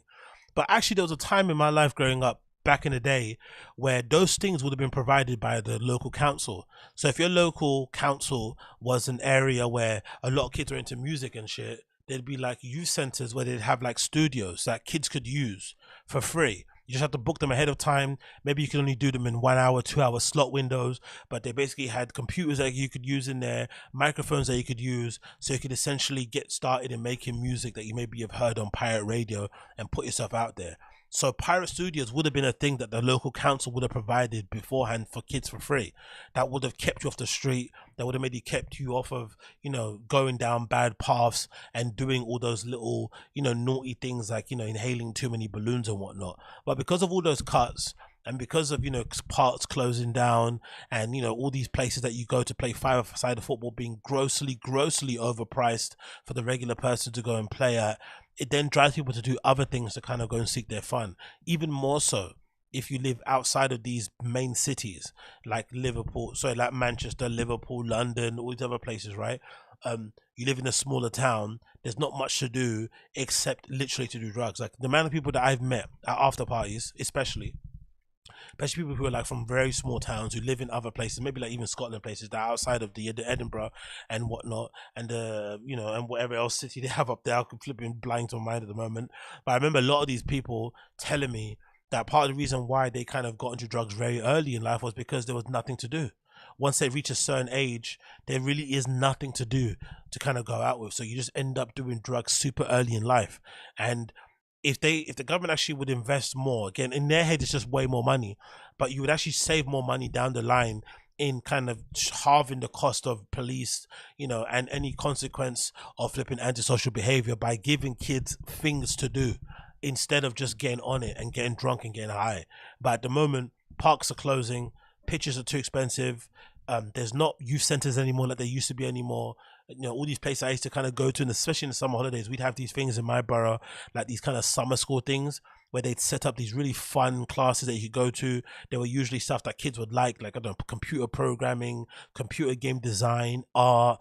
You could do like graphics, you could do outdoor stuff, like loads of shit you could do, right? And they're kind of like a summer school program type of thing, and they're usually for kids from like low income areas or families who maybe didn't have much to do at home outside of school, because people like myself who didn't have a computer back home at school, you'd be using the school computer to go on the internet. So you'd essentially be staying at school. When I was growing up, we stay at school until like 6 p.m. and our school finished at 4 because there's nothing to do at home. We went to stay at school, use the computers, fuck around in the football pitch and shit. and then kind of, then they'd basically maybe encourage you to come to the after school clubs, and then you can just get opportunity to hang out with your friends some more. But those things were kind of gone by the wayside nowadays, and essentially kids are trying to seek other means to kind of enjoy themselves, and it's no surprise that they're going in this direction. It continues. On February 7th this year, 11 experts from Manchester, Birmingham, Nottingham and Queen Mary Hospital of London released a clinical guideline advising doctors on how to recognize, diagnose and most importantly treat people suffering from nitrous oxide induced health issues and prevent long-term neurological disability. Within the clinical guideline, they revealed that there are patients using up towards 580 nitrous charges per week, some as young as 12. Oh my god. Kids again on it right now. Off the back of that, as of March 6th, following a 2-week intensive investigation, the ACMD, the Advisory Council of Misuse of Drugs, imagine the amount of people that are earning a living off of being on this flipping council, this board of people who just sit there and pontificate about drugs they don't do. Flipping hell. Rejected the idea that criminalizing oxide. The idea of criminalizing nitrous oxide. Firstly, they felt that the ban would cause problems for those who needed the gas for legitimate purposes, i.e. the food industry, in medical and dental settings as anesthetic and as acute antidepressant, as a component of rocket fuel and car racing. Secondly, the ACMD stressed that the Home Office should prioritize education and health warnings about recreational nitrous oxide use and focus on prevention rather than prosecution. Both statements echoed previous investigations and advice shared dating back 2015. That's the issue we have with nightclubs here in the UK. If one nightclub has a fight, has a shooting, has a stabbing, instead of putting in places and systems that can prevent things happening again, right, instead of doing prevention, they always go for prosecution. Take away the license of the club, take away, close it down permanently, maybe ban certain people from performing there, typically black artists and whatnot, because they think we cause them much trouble and all that malarkey, which essentially negatively hurts the scene overall and basically puts people out of jobs. It's crazy, and obviously leads to clubs closing all over the place. But it continues to say, as of Monday, March 27th, Home Secretary Suella Braverman announced that the government has decided to ignore the ACMD. Instead, it aims to ban the criminalized possession and sale of NOS as part of a Sunak's antisocial behavior action plan, which sounds a lot more like social control and the dark days of a hoodie pandemic. I definitely agree. Hoodie panic, sorry. Journalist Moya Lothian McLean makes the case in a piece for Novara Media that Sunak's plan essentially seeks to reframe vulnerable people who dare to exist in public view as enemy of social norms. It's a drug primarily used by young people, often in public areas, and there's an adjacent litter problem. Calls from certain Twitchers, from certain cultures to reporting antisocial inevitable. There'll be criminal records handed out, possible jail time and community service where offenders will be made to wear high-vis jumpsuits during punishment while carrying tasks like cleaning up graffiti, unpaid work in shops and blah, blah, blah. Anyway, you get the gist. It's going crazy over here. Everyone's sipping on the flipping canisters and shit. Personally, I haven't done it in absolute years. Legitimately, I think it's a little bit overrated in terms of a drug. I think when you do it a few times, you kind of get bored of it. It kind of hurts my head, makes me dizzy. I'm not really in the mood to be doing this all day, every day. But again, I had my time with it. It kind of went, it passed, and it kind of is what it is. But I also find the idea of them kind of making it seem like it's an issue that is only affecting certain people within certain socioeconomic states, within certain socioeconomic places of certain races is hilarious, because from what I've seen when I go out, I see every color, race and creed doing balloons. Not just the blacks, not just the whites, not just the poors, everybody. Everybody is doing this shit. That's why the usage is so high, and that's why people are becoming crippled off of it, because everyone's doing it and they're doing it to excess, like we do here in the UK. We have an issue with excess in the UK. We generally do. We don't know how to behave, and the government don't know how to treat us like adults. So it's a perfect kind of storm for just absolute nonsense and people doing the most. And because NOS is kind of legal, people just do the most and take it to an extreme. And because the government don't know how to, help people and kind of assist people in any way, meaningful way, they're just going to end up banning it. Because it wouldn't surprise me if in some councils, wherever kids take NOS, it wouldn't surprise me, again, this is me throwing out a guess here, I don't know if this is true, but it wouldn't surprise me if there are some public spaces, like this girl pointed out, right? Who's this person? Let's see. There's an article. It was like a link said about people doing it in public spaces. What was the quote here? Let me see if I can find it. Yeah, this is the one. Journalist Moya Lothian McLean. This person said this drug is primarily used by young people, often in public areas, and there's an adjacent litter problem there, right?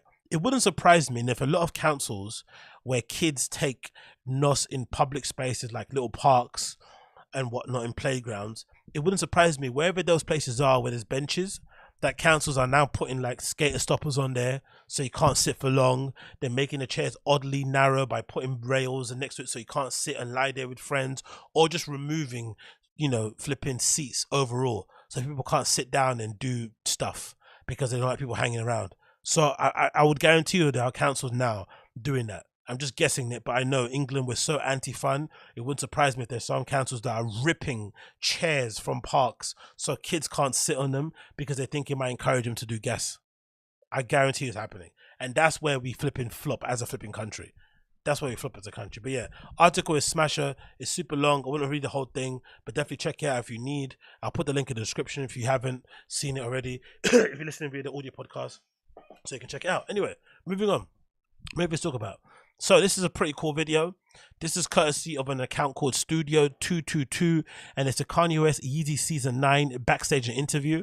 The reason why I'm playing this is because I feel like there's like a sly, concerted effort to try and reintroduce Ye back into the public conversation in like a good way.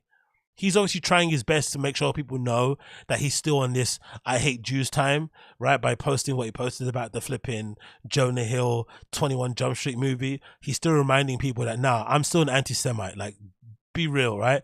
I'm not going to be on this fun thing. So he's still reminding people what time he's on, but I still feel like whoever it is out there is doing a sly job of putting out certain pieces. Adidas wants to get back in bed with him and all this sort of malarkey that's giving me the idea that maybe they want to reintroduce Kanye back into the flipping public conversation because there's basically no one like him out there.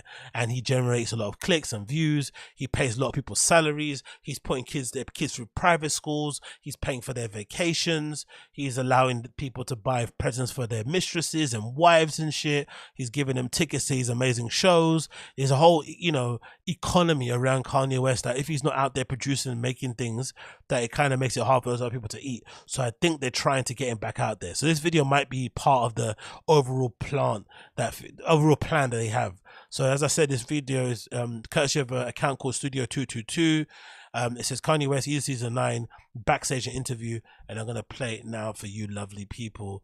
I'm gonna play it now for you lovely people.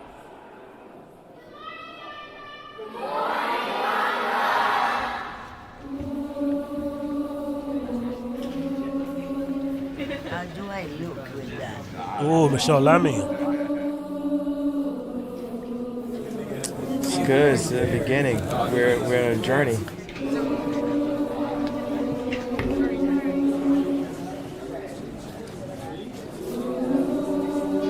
Just selling White Lives Matter t-shirts to white people. That's about it. He didn't know at that time how much damage that t-shirt would cause, did he? He had no idea. That White Lives Matter t-shirt, man, was fucking legendary, honestly. It still hasn't got... That's the thing with this guy. He made all that commotion about that White Lives Matter t-shirt, but could you even buy it? He didn't make it to buy because I think whoever he was producing it with was actually Dov Cherney, if I'm not mistaken, the guy who formerly had the brand American Apparel, but I think it's gone now. He's got another brand now called Los Angeles Apparel that basically designs the same type of stuff, but essentially he's in the business of creating really high quality blanks like t-shirts, sweatshirts and whatnot.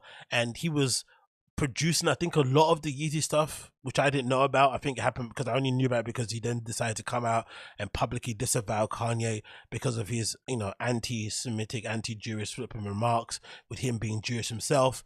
And then also, I guess the White Lives Matter t-shirt he also didn't want to be a part of, so because he was meant to be producing them and he kind of didn't want to put them out. So eventually, whatever they made, they ended up handing out in Skid Row, him and Ian Connor and a few other people. So all of that commotion, he didn't end up selling one, and it ended up playing a part in his career coming to a weird end, temporarily. Weird, isn't it?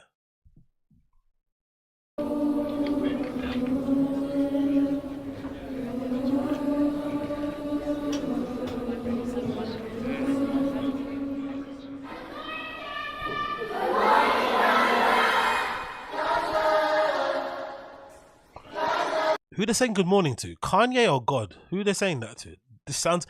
I love Sunday service as a flipping spectacle, but the cult vibes it's giving, the the flipping urban Scientology vibes it's giving. This is kind of giving like do you remember when Hillsong started popping off, right? That white church or the flipping pastors with the tattoos. Then suddenly it felt like because black churches have been doing that for ages. But if black churches then realized, oh shit, we can kind of have our preachers up on the stage wearing Jordans and skinny jeans too. So then came SPAC Nation, all that sort of stuff, right? We kind of made our own thing.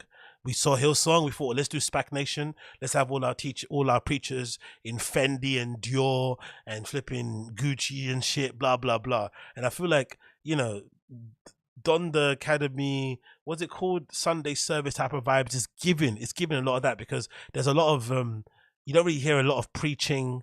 You don't really hear a lot of sermons. I don't know if they even read the Bible there. They sing these songs that are kind of, interpretations of like common pop songs with like gospel words changed in there. I don't know. It's a little bit misty. It's like they're creating their own religion along the way. I mean, freestyling religion. I don't know, brother.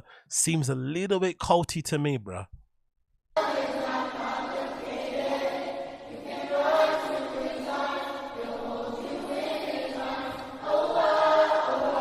Oh, and by the way, at this YEEZY Season 9 show, I thought the kids sounded fucking shit. Those kids singing can't sing. They sounded fucking awful. You know, like when you go to a kids talent show, unless it's a family member, they're all fucking shit. I thought they sounded horrible. So that was one thing where I knew, imagine being cancelled for a show where the clothes were all right and the singing was horrendous, in my opinion, personally. Anyway, but what do I know?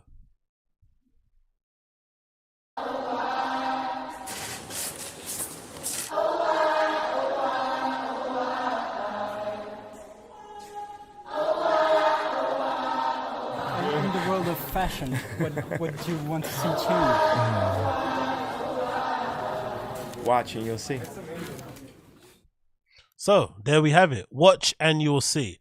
So like I said, I get the feeling that there is something happening. There is something happening out there. Somebody wants Kanye to be in people's good graces again, and they're essentially putting out these bits and bobs of these features. You see how influential he is. The people he had at his show, Michelle Lamy, all this stuff. You think all these people aren't his friends anymore? They still like the guy. They still know he's a genius. They still want to be at the shows. They still want to be in there amongst the mix and whatnot, hanging out. So I'm sure there is a part of it that's kind of happening behind the scenes. So don't be surprised if you do see a weird, Kanye comeback, because at the end of the day, the guy is blockbuster as fuck. You know what I mean? This guy is blockbuster. There currently is no one like him out there in culture.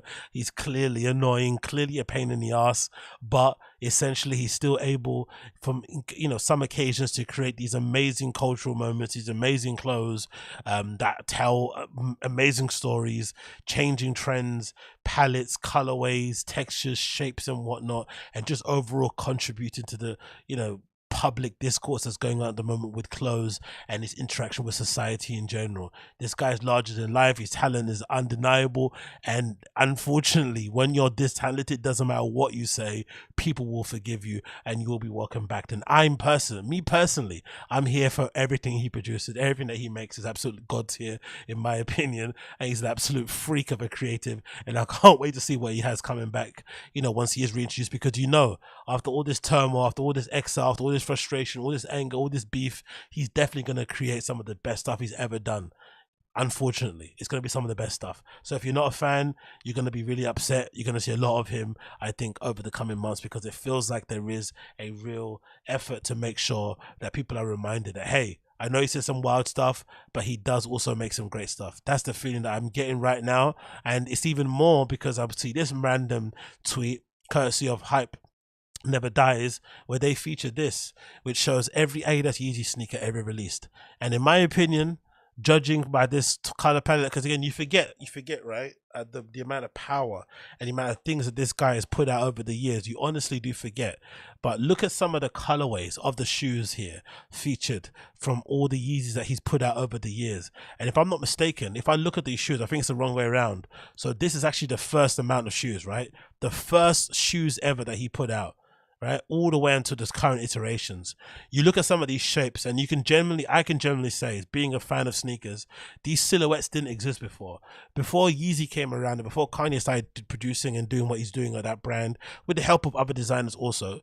But what happened, I felt like beforehand, was that everybody was copying the silhouettes that you'd get from Reebok, from Adidas, from Nike, and from any other big sportswear brand out there, and New Balance, of course. No one was really making their own shapes and kind of standing by them, or silhouettes. They were kind of going by what every existed.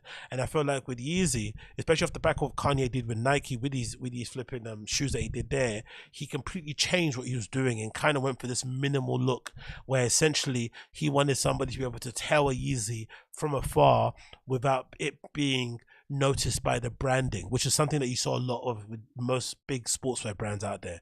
The branding would kind of tell you in the logo what the shoe was before the actual design of the shape did, and Kanye wanted to kind of subvert that. So he went for all these really interesting shapes and kind of uppers where there wasn't many bits of paneling, where a lot of it kind of fixated on the materials and whatnot, and some of the shape and the sole uses on them in some of the 350s, in some of the 700s, 750s, all these type of silhouettes came about. And the other thing is, all that he doesn't get, I think, enough credit for, and his team, are the colorways. I don't think there is many colorways in the whole catalog of what YEEZY has put out that have been misses. They've all been, I think, undeniable hits, and they all feel very fresh. They all feel very original, but they all feel very YEEZY also in terms of the overall color palettes that they use. So for sure, you know, somebody's able to produce this selection of shoes that's worth in the billions in terms of intellectual property, right? Into the multi-billions, you'd imagine.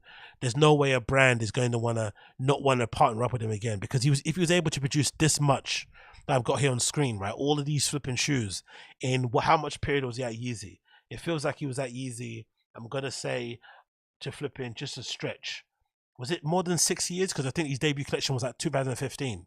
That one where everyone was like standing around. So let's say it was over 6 years. In over 6 years, he produced all of these shoes. That is a lot. Especially, and all these shoes kind of, you know, are culturally significant. They hold a lot of resale value if you care about that sort of stuff. They were viral on them, you know, in terms of the marketing side of things, you know, the influencer side of things. They're all crazy. Loads of influencers loved having these things. They'd go crazy about getting them for free. They'd go out their way to pay for them. So I think this guy is definitely out there and definitely still important enough in culture that people would want to kind of align with him, especially commercially and whatnot. So don't be surprised if you see Kanye making a comeback, because I think he's too undeniable and people want to be associated with him regardless. People want to be associated with him regardless. One person who doesn't want to be associated with Kanye West, oddly enough, and is standing on principle, and you have to respect this way more than you respect anything else, because a lot of these people in the scene are flipping clout chasing demons. They love to flip in, you know, get on social media and talk about how proud they are of their friends for doing cool things, but they're not really their friend. They want to claim people's successes and shit. It's all really lame and corny. They're asking people for flipping discounts. They want to get gifted shoes. You know, they're just the worst people that exist in that kind of scene overall in terms of how they go about things. They're not done anything. They haven't contributed anything significant themselves to culture itself, apart from being a high level consumer, but they legitimately think they have a voice in this thing. Shut the fuck up. But a lot of them are also guys who suck on people's, you know, knobs because they want to be like them also. They want to be associated and kind of next to them. And one person was obviously Ye. And there was a period in my life where I legitimately thought, prior to all the stuff blowing up about Ye behind the scenes, I was of the thinking, especially being a big fan of his, I just knew this guy behind the scenes was a nightmare. Something just told me in my spirit that Kanye must be an absolute nightmare to deal with behind the scenes. I don't know why, but something told me. So when it transpired and it came out that he was horrible, he was going through this beef with Virgil Abloh, RIP, to the point where his home, Virgil Abloh's family wouldn't invite the guy to the private funeral. They didn't let him speak at the public one. All this madness happened behind the scenes, right? I just knew this guy was a nightmare, and it all kind of was exploded and exposed, and we kind of saw everything for what it was. And along the way, one of the people who kind of had a back and forth with Ye on social was Tremaine Emory, who does the brand Denim Tears, who who kind of had a lot of experience working with YEEZY close. You know, I forgot what time it was specifically. I think it might have been around the time when Kanye did that season where he had the stuff in the shrink wrap, the invites. I think so. I'm not really too sure. I can't really put down the time, but there was a period in time where Tremaine Emory was pictured hanging around Ye a lot. And if you know anything about Tremaine prior to having his brand Denim Tears, he was kind of like the tastemaker, cultural person, and you know, that people can kind of, you know, use to kind of, you know, have insights on certain things, add ideas to project, ideate things, delegate, whatever it may be, just a overall, you know, fixer in terms of the culturally creative tour stuff. So you'd always see him hanging around with Ye a lot. He'd be posting, you know, hey, I just got some new shoes, I'm happy about these. I think he's the person who actually made, oddly enough, the desert rats really popular for a period of time. I think he was wearing those desert boots for a while, the YEEZY boots that weren't that popular. I loved them always from the beginning because I'm a big fan of flipping big heavy boots. Anyone that knows me knows that's all I wear day to day. But there was a period in time where the YEEZY desert boots weren't that well regarded and people kind of left them by the wayside. But Tremaine started wearing them more often, started to show them on his social media, wearing them with all these crazy fits and shit, and then everybody kind of got into them and they kind of, you know, would sell out from time to time. So he played a crucial part and they were kind of very well linked. Anyway, during the period in time when Ye was going crazy, doing those anti-Semitic things, White Lives Matter might have been the final straw. It kind of transpired through those texts and exchanges that I think I spoke about on my podcast myself, that they fell out for a while and that Kanye actually fired Tremaine, which kind of makes a lot of sense because if you know anything about Tremaine, you know that he's very politically minded, and he's also somebody that gives a shit about that sort of stuff. So when you seen Kanye, you know, talking about Trump being his dad and wearing the, you know, the flipping MAGA hat and stuff, I can imagine it didn't sit well with the guy. But we kind of found out later, again, he didn't announce it, he didn't make a big fuss about it, Tremaine, but we kind of announced it later that, hey, I'm not your friend anymore. We kind of fell out, you fired me, blah, blah, blah. And I think I may have found out about the firing. You think he might have said it in passing when he did a live stream talking about his come up on, I think, Virgil Abloh's channel. I think if you go on Virgil's channel, there's a live stream that Tremaine did actually, where he's speaking about his come up, and he said something like, "Oh, when I got fired from YEEZ, I was like, shit, he got fired." And I think later on we kind of found out when the leaks happened and the kind of back and forth and the DMs and shit. So all this to say, Tremaine was obviously played a huge part in YEEZY, I think, played a huge part, you know, in terms of contributing to that brand overall. Definitely somebody that worked with Ye and kind of fell out with him because they had political, ideological, societal maybe differences and maybe just didn't like him as a person. And I'm sure all the stuff happening with Virgil behind the scenes, the little that we know so far, I'm sure there's probably way worse that we don't know that happened behind the scenes that people are probably keeping private in order to kind of preserve Virgil's legacy and respect his family's wishes and shit, which is honorable. But I'm sure there are many things that we don't know about him that he obviously done behind the scenes that would, you know, sully people's, you know, impression of him. But I just have to say, big up Tremaine for sticking by his guns to the point where now it looks like he's completely scrubbed Ye from his flipping history, because he did a recent talk with the Harvard GSD, I think, was it? I don't know how GSD stands for, but anyway, he did with the Harvard School of Design, I'm pretty sure, where he spoke to some of the kids over there, the same place that Virgil Abloh did the legendary lecture that I had on my channel before that, you know, flipping Harvard took down. Oh, there were 1 million views, for fuck's sake. But anyway, he went there and did the same talk, or did a talk there at the same place. And he spoke about his kind of upbringing and whatnot, and his history and whatnot, and his inspirations. It's a pretty good little podcast. So live stream that I watched. Unfortunately, somebody recorded it on their screen and then recorded it small, and the audio is all messed up and shit. But it is what it is.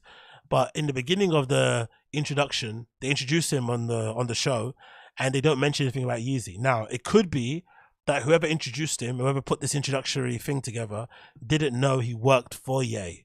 Maybe. Or it could be that Tremaine told him, hey, don't put the Ye stuff in there. I don't fuck with that guy. Fuck that shit. Because he completely didn't mention it in the beginning part of his. They didn't mention it when they introduced him on the flipping stage. So I'm going to play a bit of it here that features the introduction of it so you can hear what they say.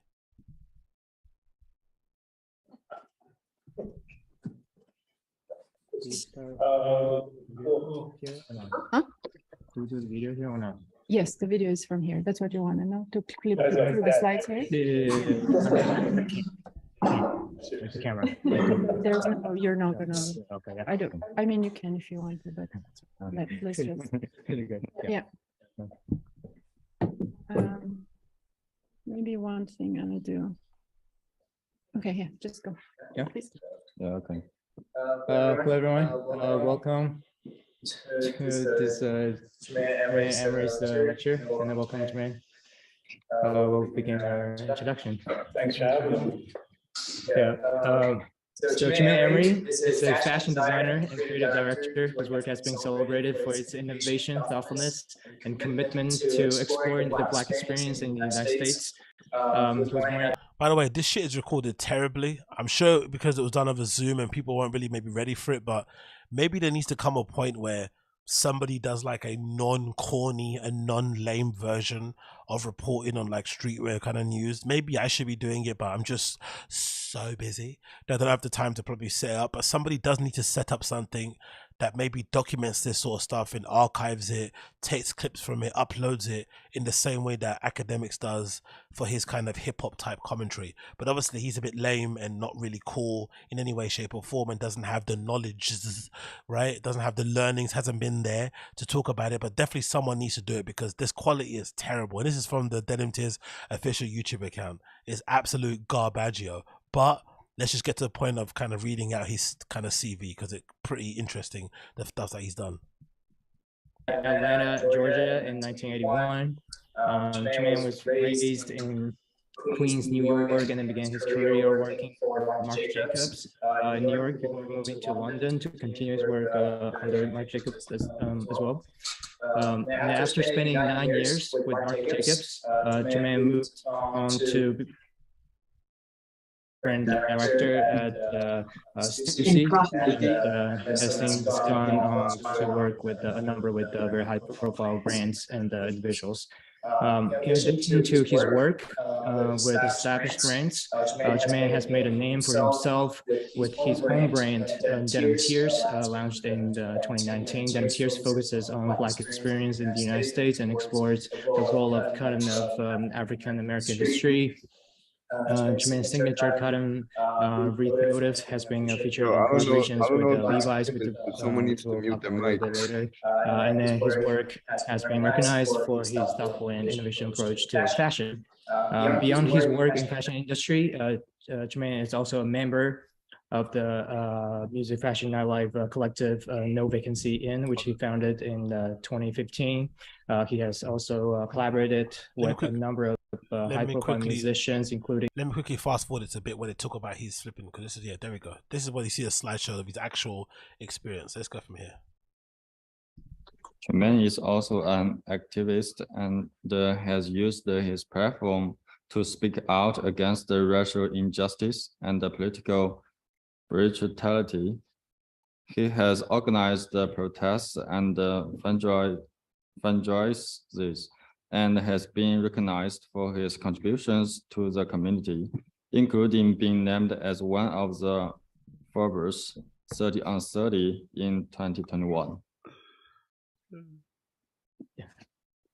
Non-vaccine was focused by the oxide and Tremaine in 2015, came out from their relationship and shared interest in clothing merchandise style,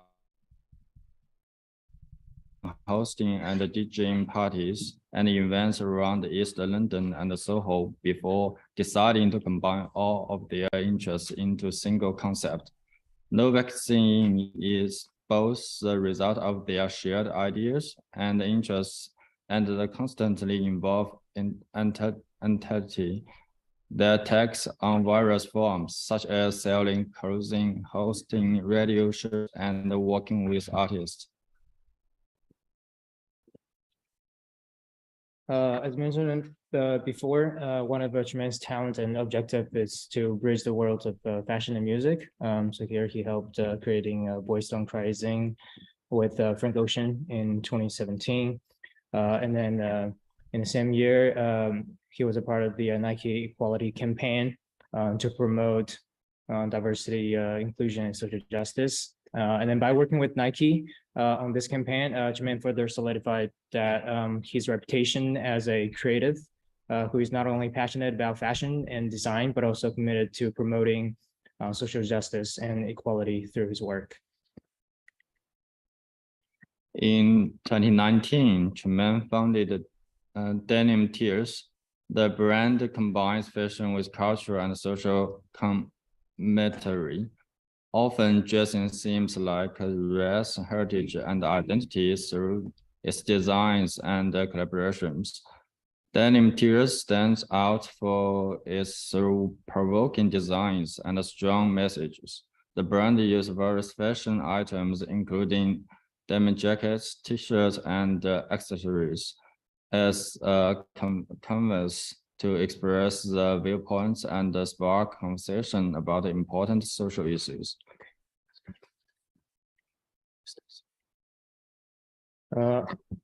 Stussy and No Vacancy In have a history of throwing parties together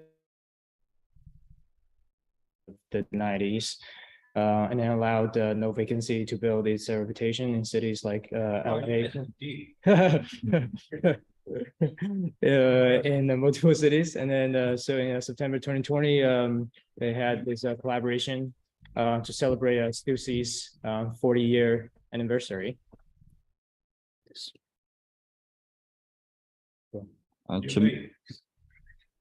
Tremaine has also worked as a brand consultant, collaborating with communities such as Nike and Converse. He has helped developing campaigns, creating design, and advice on branding strategy. I got those. And then in October 2021, Tremaine's Denim Tears collaborated with Levi to release a limited edition collection aimed at celebrating Black culture and history. Anyway, you get the point.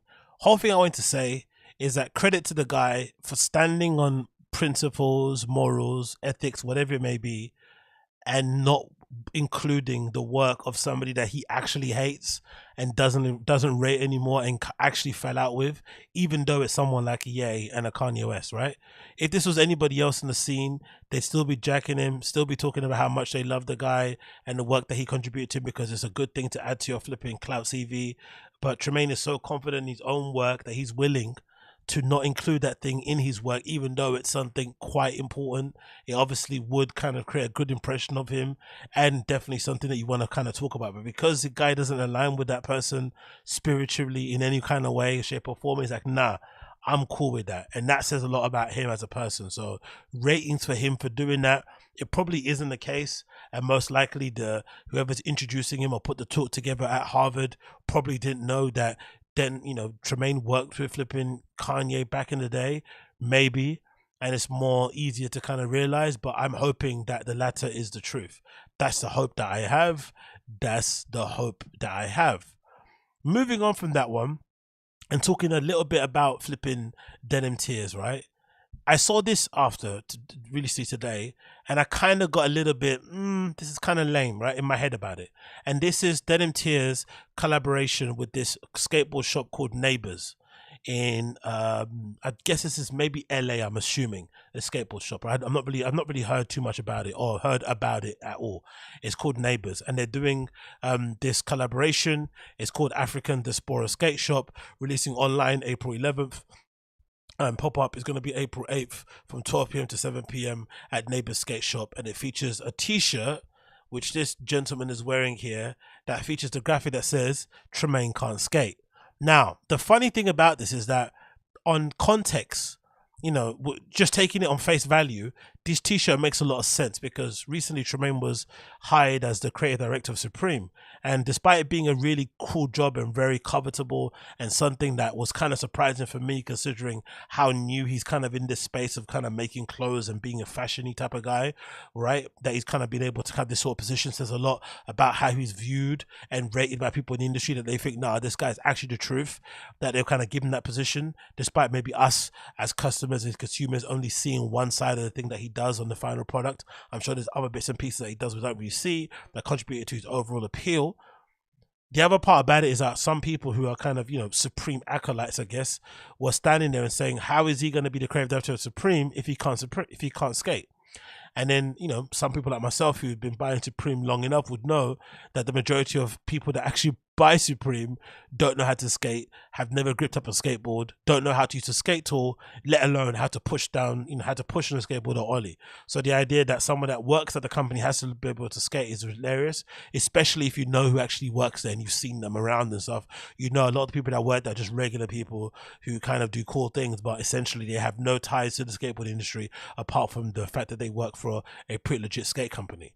But then my overly analytical, oh, you wasn't there, grumpy old man brain started to kick in, and I was like, this is kind of lame, because it immediately reminded me of this old t-shirt that was made time ago, I think maybe 2007 or something, by a brand called Plain Gravy, that featured the graphic that said Pharrell Can't Skate, as featured here in this picture with the legendary skateboarder Terry Kennedy from back in the day, right?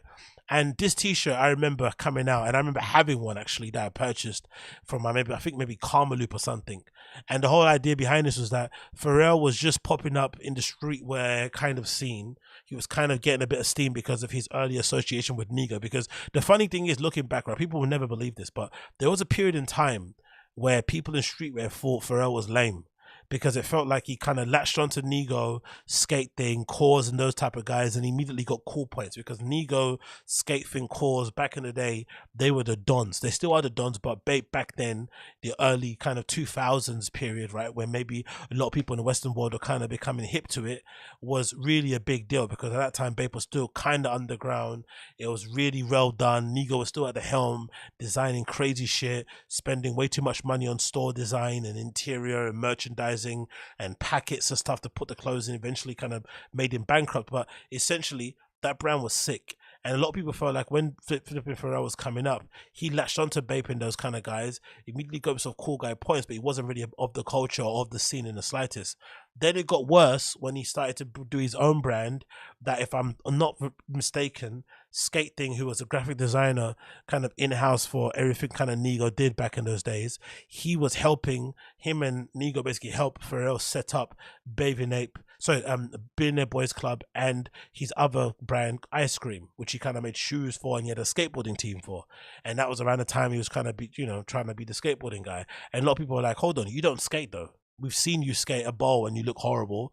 You don't skate in the slightest. So him trying to align himself with skateboarding was kind of lame. Then he had that skateboarding team together that had really lame and corny skaters associated with it. And a lot of the core skateboarding community who are really, really, really about it were basically like, nah, we're not gonna jack that shit. This guy can't skate. He's not a part of the culture. And this t-shirt was basically used to kind of mock him. I remember at the time, Bobby Hundreds writing a massive op-ed about it and kind of teasing him and making fun of him and just kind of deriding him. And I remember at the time too, myself included, and a few of my friends who kind of would buy loads of Bape stuff at the Billionaire Boys Club shop at the Busy Workshop in flipping Upper James Street. A lot of us were kind of into Bape way before Pharrell got into it. So when he started getting into it and he started to flip and popularize it in popular culture, it started to be really annoying, because suddenly all the stuff that you could buy easily was selling out now because everybody was basically buying it. So it's mad to think that now, because kids would just see Pharrell as being the ultimate cool guy. But there was a time when I was growing up where we thought Pharrell was lame, and that he was catting and he was trying to beg and trying to get involved in a scene that he had no history and no part of and no legitimacy to. So the kind of layers to the Pharrell Can't Skate t-shirt are there and they're ready. And obviously Denim Tears has taken some inspiration from it, because Tremaine was around the time that I was flipping buying all this shit as well, even though he's way older than me, but still he was around at that sort of time. So I'm sure that's where the idea comes from. But I think it kind of resonates more with it being Pharrell than it would do with the Tremaine thing, even though I'm sure the kids have said the same thing about him. But then I think about it overall and I think to myself, am I just being that guy, the kind of the old guy shouting at the cloud? And am I being kind of overly critical, censorious and just fault finding and overall because I was there, and you kind of feel like just because you're there, your experience matters the most? Because essentially this capsule collection that he's doing with this shop looks pretty cool. The shop itself is like a black owned skate shop, which there probably isn't a lot in the world. I know when I used to skate coming up, right, You know, I first started skating when I was maybe 13, 14 or something. And I remember at the time, there was not really many people out there that looked like me, who legitimately kind of were into skateboarding, especially people from ends. I think there was a particular type of skate person who's into skateboarding who maybe wore Palace later on down the line, right? But those are the kind of skate, you know, black guys that were kind of from Ladbroke Grove and shit. You know, that kind of shit. They're not really, you know what I mean? They're not really from ends. So a lot of that kind of vision of a person that was from ends who skated didn't really exist. So when I was first skating, getting into it, you'd kind of get laughed at. People think you're trying to be white and shit. It was kind of a hard thing to kind of grow up in and kind of, you know, live with. It's just really difficult. So maybe part of that kind of growing up has maybe tainted my view on things, and I can come across a little bit weird and talking about this sort of stuff. But when you actually look at it on face value, on just a surface level, it does look pretty cool. Right, it's a black-owned skate shop. They've created this little capsule collection with Denim Tears, and it's a pretty decent collection overall. You got some pretty nice t-shirts with some nice cool graphics on them. You got a nice trucker hat, you know, that he's kind of famous for, a good hoodie, and a couple of skate decks. Like, you can't get anything wrong than that. And I think if you look at the actual promotional video that I found here talking about the skate shop itself, you'll see that actually maybe my overly critical eye on this was kind of a little bit, you know, I kind of maybe went a bit too over the top with it, because maybe this is actually quite a good thing, and it's going to do quite a lot of good for the kids coming up, that they kind of see this, you know what I mean, like especially at the highest level being created, because it maybe it would inspire them to do cool, interesting things. So this is a video taken from Gold Supply, an interview with Neighbours Skate Shop, and it kind of features the people behind the skate shop and talking about the part it plays in the community and overall. So you can imagine how cool this collaboration is going to look, you know, aligned with Denim Tears and what they do. So let's play this video. Leimert Park has so many young black skaters, young black, brown skaters, where it's just like the skate shop is it provides like an epicenter for the scene to start in this area of the city. Because like that's really what skate shops are. Like they're so important. Like if anybody like from any news organization were to like go to a city and try and figure out go to different areas that kind of speak on the culture of what a city has to offer, if it has a skate shop, go there. I mean, we have such an honest, people tell us a lot of how authentic the project is, and just like that aspect of authenticity. And like we always have such a high meter of that, but I feel like it's not really anything that we're like really striving to do, you know? We're specifically speaking to the kids that skate in Leimert Park, and we're allowing everybody to attach their subject position to that, you know? So it's like it can never be any different as long as we know that's who we're speaking to, and it's just natural. It's natural. You know? So it wasn't hard because it's like black people in skateboarding, you know, black bodies in skateboarding. There's so much that hasn't been spoken about yet. There's so much that isn't there. I feel like we definitely had like something to offer to the industry as a whole, to give like a bit of a voice to, you know, a corner that doesn't. Right. And the skate industry knows that. Yeah. That's why we've gotten a lot of recognition, a lot of love. Yeah. We really did something that someone could have been done. It's just been lacking. It could have been done. It could have been. Saying I talk about it all the time. Like like, there's a ton of skaters that are in positions that could have done this and do it. So I feel like that's another affirmation for me. With them saying like, yo, we just gonna wait up because we just waiting on neighbors. So like, I'm cool. Like, I'm cool with that. I'm cool that nobody did it. Like, at least like that. People that are black that don't skate gotta understand that the skate world isn't racist. Like, they're not prejudiced against us. It's like, bro, I've had some of the coolest white friends growing up, and it's because skateboarding was the conduit to that. You know what I'm saying? Like, I know if I was growing up in the hood and I didn't skate, I wouldn't have met a lot of white dudes or Mexicans or anybody else, you know. But skateboarding, we don't see color. We're skating, we're hanging out. So that was cool. Like listening to rock and listening to different shit, because skateboarding was like, you know, there's no rules. It's not like, oh, you're weird, or you're yourself and you're accepted. Yeah, and then you live by the rules. Anyway, you get the point. Good to see, amazing to check out actually, and I'm actually, you know, quite on the collaboration. I think it looks cool. Maybe the t-shirt could have been left behind. I feel like that legendary plain gravy Pharrell Can't Skate t-shirt should go into the flipping Streetwear Hall of Fame, and maybe redoing it in a new way, in a contemporary way, is a little bit lame. and probably should be kind of left alone. But still, when you kind of relate to the skate shop itself, the story it's trying to tell, the people it's representing, what Denim Tears is all about, I feel that story is kind of congruent and makes a lot of sense. And obviously, it does actually look kind of cool. So I'm pretty sure this is going to do well. Check it out if you're that interested. Releasing April 11th online in that regard. Check it out. Check it out. Okay? Check it out. If not, don't, but still check it out because I think it's good to support the brothers. Support the brothers. So moving on from that one, I want to touch upon this. Ian Connor is on the social media these days, complaining somewhat, flexing a little bit, and just talking quite openly about cancel culture. And I'm not really too sure why, what kind of spurned it.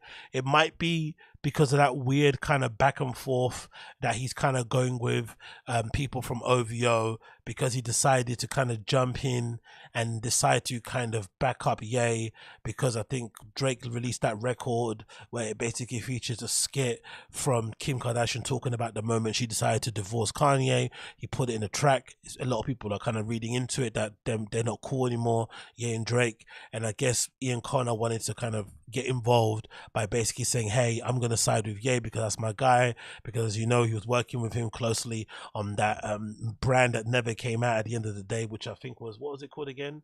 I forgot. It was something to do with insulting Tremaine, right? I forgot what the idea behind it was, but they made a line sheet of it with all these kind of like supreme kind of flips on stuff that he did, basically poking fun at Tremaine Emory.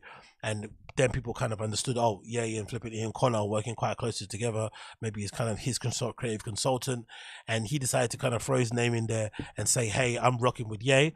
And this is a kind of an image that basically shows what happened, courtesy of Hype Never Dies. It says Ian Connor blocks Drake and says it's war. And then OVO Chubbs got involved. And you see here an image, I think basically of Chubbs, one of Drake's right hand men, saying, little boy, we've been whooped on you, stay calm before we get active. Basically explaining that maybe in the past OVO gang may have kind of, you know, put the beats on flipping Ian Connor back in the day. And then you're seeing here screenshots of Ian Connor taking a screenshot of him blocking Drake, even though they're friends on social media, because he decided to have Ye's back. And Ye decides here on the Texas, no rules in war, thank you, you've given me good advice. I guess him talking to Kanye in person or the text about what's going on with his ongoing beef with flipping Drake. So off the back of that, Ian Connor's been on his social media, you know, blovating and just hyping himself up, and then being a little bit sorry for himself over the whole cancel culture thing, because there was a point in time where Ian Connor had like over, was it 21? I think now it's up to maybe 33 rape allegations on his jacket. And that may have contributed overall to his kind of steam, you know, his kind of hype train grinding to some sort of relative halt, and him basically having to get it out the mud and become a little bit more independent and do his own thing outside of the kind of commercial, public, sort of normie way that he was kind of about to go down. Because for a period of time, it felt like his star was kind of rising over time. He was becoming more popular. He was getting a lot more mainstream collabos. And then obviously when all those allegations came out, all those girls saying he might have raped them, eventually that whole thing came screaming to a halt. But he's been on a bit of a tear on social media, as you can see via his tweets here. He says, I see the influence here. He's posting here. Another person posted and Ian Connor retweeted. Ian Connor is such an interesting case study. He's single-handedly proven that being cancelled isn't really a thing. He then tweets, I realized these rap niggas dress worse than I've ever nowadays. Another one, he says, I did advise some of y'all niggas to settle down and have a family. Life is deeper than Twitter. Another one, he says here, I understood, He says, touch grass. People tell him to touch grass. He's posting a picture here, lying down next to money. Another one says here, not true at all, but most of the time agreeable because people tend to take the easy way out. Again, he talks like a 5-year-old sometimes. Another one here, he's there's a post here featuring Daniel Caesar finally bowing to the pressures of cancel culture and apologizing for standing up for Yes Jules when she was becoming the whipping boy of social. Because it feels like every moment there's a person on Twitter who basically everyone attacks and bullies. And I guess for a period in time, Yes Jules was the person. Maybe she brought it upon herself. I don't really know, but I just remember there was a period in time where everybody was basically on her flipping neck, and for some reason Daniel C decided to stand up for her because they were friends at the time. He kind of paid the ultimate price of his career, it felt like, even though Yes Jules didn't come out and really, you know, publicly defend him in any kind of way, and he kind of suffered for it, just for standing up for his friend. And then now he's apologizing. I don't know what for, years later, but whatever. And Ian kind of tweeted on that video and said, I hate that y'all even made him believe cancel culture even exists. And now he's apologizing for standing up for someone. Nigga needs to spend the summer with Ye for character development. He says here in a tweet, if cancel culture was a real thing, then why am I still able to do exactly whatever I want, go where I want, and have been most financially up and stable than ever I've been in my life?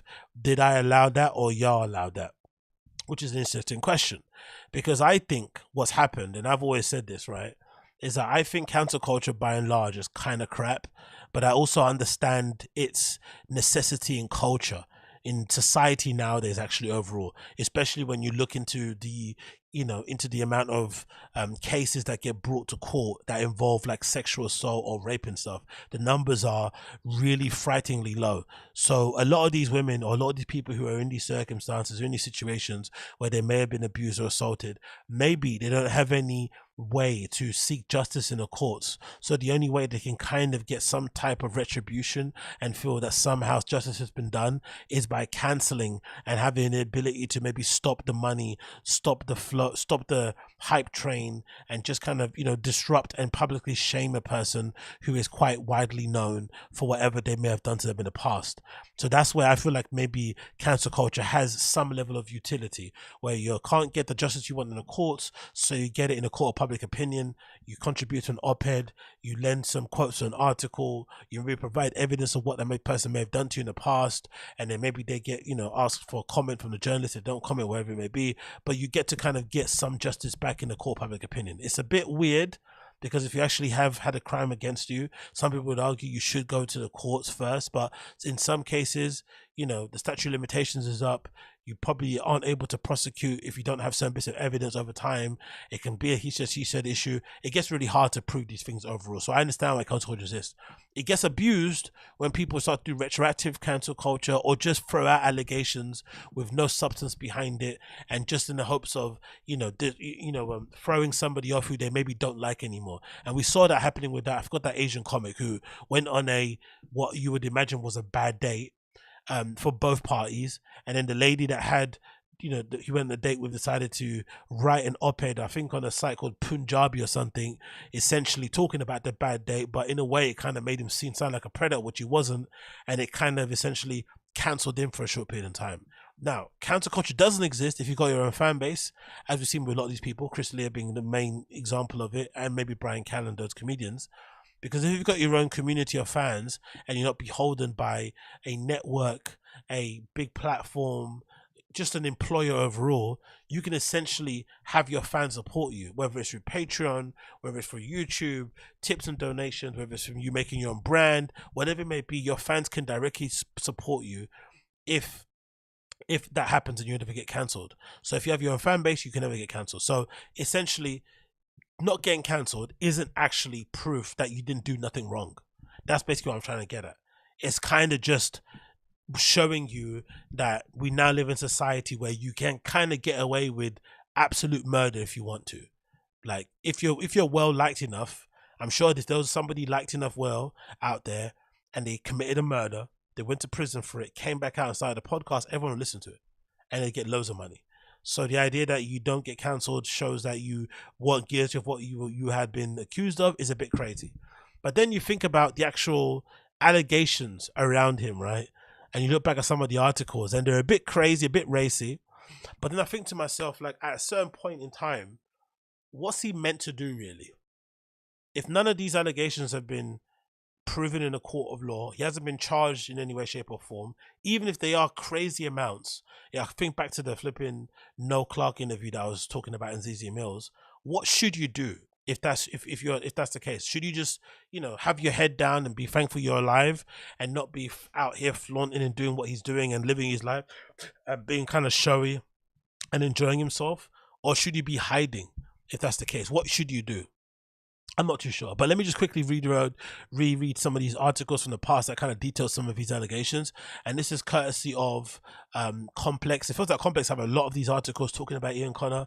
I already found like 3. So it looks like they were really going above and beyond to make sure that he kind of got cancelled. So maybe they are enemies of the sicko genre out here. But it's his title. It says Ian Connor allegations resurface in new report. It says here, Paris Fashion Week well underway and dominating headlines. Debate surrounding the continued presence of Ian Connor has been revived with an article including comments by Jen Dirks in a 2-piece business of fashion titled "Why Hasn't Me Too Come After Ian Connor?" Writer Tamisha O'Connor, funny, compares Connor's current career fallout that faced other fashion figures such as Cherry Richardson, who was roundly condemned in recent years by multiple brands. Nothing has happened, says Durr. Just as recently he's been more and more put in the media and pop culture, he's kind of found his way back into being socially accepted. As cited in the piece, Connor has indeed made front row appearances at recent shows for Virgil Abloh and others. International Mag Numero dubbed him an It Boy just this month. Looking back, though, who accused Connor of rape in 2016, and Tumblr post says she was persuaded by entertainment lawyer at the time of the alleged incident to decline pursuing charges or going to the press. This is not the attention I want, she said. It's just it's way I don't speak on this. Oh my god, this writing is horrible. This is attention, not the attention I want. It's why I don't speak on this situation. Connor has been accused by numerous women of sexual assault and misconduct, including Jenny Stapley, Taryn Williams, Malika Anderson, and Kadita Dalio, a woman going by the name of Alyssa, who has chosen to remain anonymous, and multiple more women. Oh my god. In tweets and interviews, he has denied allegations. Collaborators and friends, including A$AP Rocky, Kanye, and Kanye West, and Abloh, did not contribute comments to the business of fashion story. Read the full piece here. And obviously we got a comment here from Chris Black, co-host of How Long Gone, one of my favorite podcasts out there, who said at the time, I don't understand why these guys continue to stand with Ian Connor. Fuck him. So a lot of people in the industry don't like the guy, but clearly his fans don't give a fuck. And despite all the constant allegations around his name, he's still been able to strive and succeed and do what the fuck he wants. Now, going on these allegations and actually talking about them specifically, right? Let's go over some of these because I forgot some. I want to kind of give a bit of a refresh. This is courtesy of Complex. The article title is Ian Connor faces rape accusations from 2 more women. 2 more, which is 2 more than anyone actually needs. It says 2 women came forward on Friday accused of celebrity stylist Ian Connor at the time to a report in the Daily Mail. Jenny Stampley, a 19-year-old from Chicago, told the Mail she was attacked by Connor during a visit in Toronto in April. In the same story, Taryn Williams, a 23-year-old from Redlands, California, claimed that she was raped by the stylist in 2014. So someone's saying they got attacked, someone's saying they got raped. Pretty racy, pretty scary, and pretty up there comments. Kadiata Diallo, which the Daily Mail also spells as Kadita Diallo, came forward in her story on Wednesday, joining Malika Anderson and John Dio as who made their accusations in April. Dalia's allegations prompted Connor to go to a long Twitter rant Wednesday evening, and another anonymous woman accused Connor of rape on Thursday, according to the Daily Mail. Williams' story, as reported to the Mail, is similar to the ones who told by other alleged victims. She claims Connor contacted her through social media, was friendly in online interactions, but then raped her when they met in person. We spoke for a while, just texting back and forth, and he seemed like an okay guy. He never talked about anything sexual, he never asked me for photos, and he didn't even comment on my appearance, to Daily Mail. Williams, a student at the Fashion Industry of Design and Marketing in Los Angeles, eventually agreed to meet with Connor because of their shared interest in fashion. Connor allegedly took Williams back to his apartment and attacked her. God almighty. He tried to put his face down near my vagina. Okay. I pushed him with my feet really hard and said, don't, just don't. It was at this point he grabbed my lower back, pulled me to him, and put his penis inside me. I pushed him out again and I said, please no, stop. This isn't what I wanted. And you said this wasn't what you wanted. Why are you lying? According to Williams' account in the Mail, after Connor discovered she planned to tell the story to the reporters, he threatened her with legal actions via text. So this is the text he says. You're sickening. You really went to the reporter, said I raped you? Funny thing is, the videos I have of you say otherwise. What? And so do the texts. Reasons I'll be suing you for everything you have as soon as the story hits tomorrow. Pray that you have a good lawyer because I'll be getting everything. Stampley claims that in the same Daily Mail report, she was also approached by Connor over social media. She said Connor offered her to fly her to New York and became angry and she refused, not wanting to cause any hard feelings. Stampley said that she relented after Connor offered to fly her to Toronto. Upon her arrival, however, Stampley said that there was no separate room and that Connor began pressuring her to get into bed with him almost immediately. I was like, okay, I'll go into bed with him. I was like, no, I don't want to have sex. Then he got behind me and held my waist down. Held my waist from behind. I asked him to move, but he said no and kept telling me to relax. I thought if I say no, he's not going to do anything. I never met anybody, said no, and had them just keep going. I was sure he wasn't going to do anything also, so I just stopped moving. Then I saw him out of the corner of my eye taking off my pants or maybe his boxers, and he noticed I'd seen him and turned me back around. So I said, no, I'm not going to have sex. And he told me relax again. I could hear he was getting a little mad. I was getting louder and he said, you need to stop. So I stopped moving. Stampley claimed that she later moved to the couch to sleep because she had nowhere else to go. I didn't have anywhere else to go. He was paying for the flight and he only bought me a one-way ticket. So I had to wait until he bought the other ticket. Stampley said that Connor pressured her to have sex again the next day and FaceTimed with someone during it. Fucking hell. Afterwards, Stampley said she asked Connor to let her go home. I woke up and Ian told Ian and told him I needed to ride to the airport. Ian, he was mad. He had an attitude. So he was like, can't you get it? I was like, okay, I'll get it. If you want me to get it because I'm not having sex with you anymore, that's fine. I called Uber, got myself an Uber, then just went to the airport and went home. He definitely doesn't have respect for women. He'll be a nice person, but when it comes to sex, he's mad. He has no respect at all. Connor seemed to address further allegation in a tweet. He said, I should never be punished with lies. So, he categorically denies it. But he so far hasn't provided any proof to counter these claims. In this text exchange here from that time, he said he has videos and texts that prove that their interaction with that lady who's featured in here was consensual. That's what he's saying. But everyone else is saying it's not. Now, in the same way that I said about that Noel Clark thing, you can't have more than 20 women accused of this sort of stuff and not have some level of truth to it. To me, it just sounds unfathomable that will be the thing. But I know that also is possible. But the issue comes in the interim. If you haven't been charged and you haven't been in court for it or any way, shape or form, and it's just people saying things about you online, should you keep your head down and live a somewhat modest life and chill? Or should you be on the internet still flexing and, and kind of stunting everybody? Because it feels like now that's what he's basically doing. He's kind of flaunting to everybody, hey, cancel culture doesn't exist. I'm up. I think he's got a tweet here that says 100 bans. Why are you troll tweeting? I hope you realize that it's a number you'll never have at once. Why are you troll tweeting? Can you take care of your family? Get your priorities together. Another tweet here says, you're acting like a cancel culture real when the allegations alone don't do anything to your career. He says, bettered it. I made more money standing on my own 2 feet than ever being employed for years and years by someone who's paying me per month the equivalence of days worth of shopping for me nowadays. Maybe I can't be on the scene as much as I once was, but I'm in it for the money. So he was in it for the scene for before, but now because he doesn't have any option, he's obviously in it for the money also. But like I'm saying, what should someone do if you've been accused of these things? You don't get charged in a court of law. Should you be, should you be somewhat timid about it and chill, or should you be stunting on everybody like this? But I feel like with Ian Connor, the issue that I have with him is that he wants it all. He wants to be able to say cancel culture doesn't exist.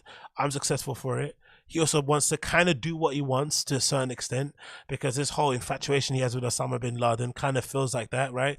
Where he says, he kind of stood for something, and even though he had he went about it the bad way, he got his message across type of thing. So he kind of likes being the heel. He kind of likes playing the bad guy. And if that's the case, I don't understand why he's complaining that some people don't like how he's perceived online. Or I don't see why he's complaining that some people who don't maybe care about him too much or the allegations just believe the allegations.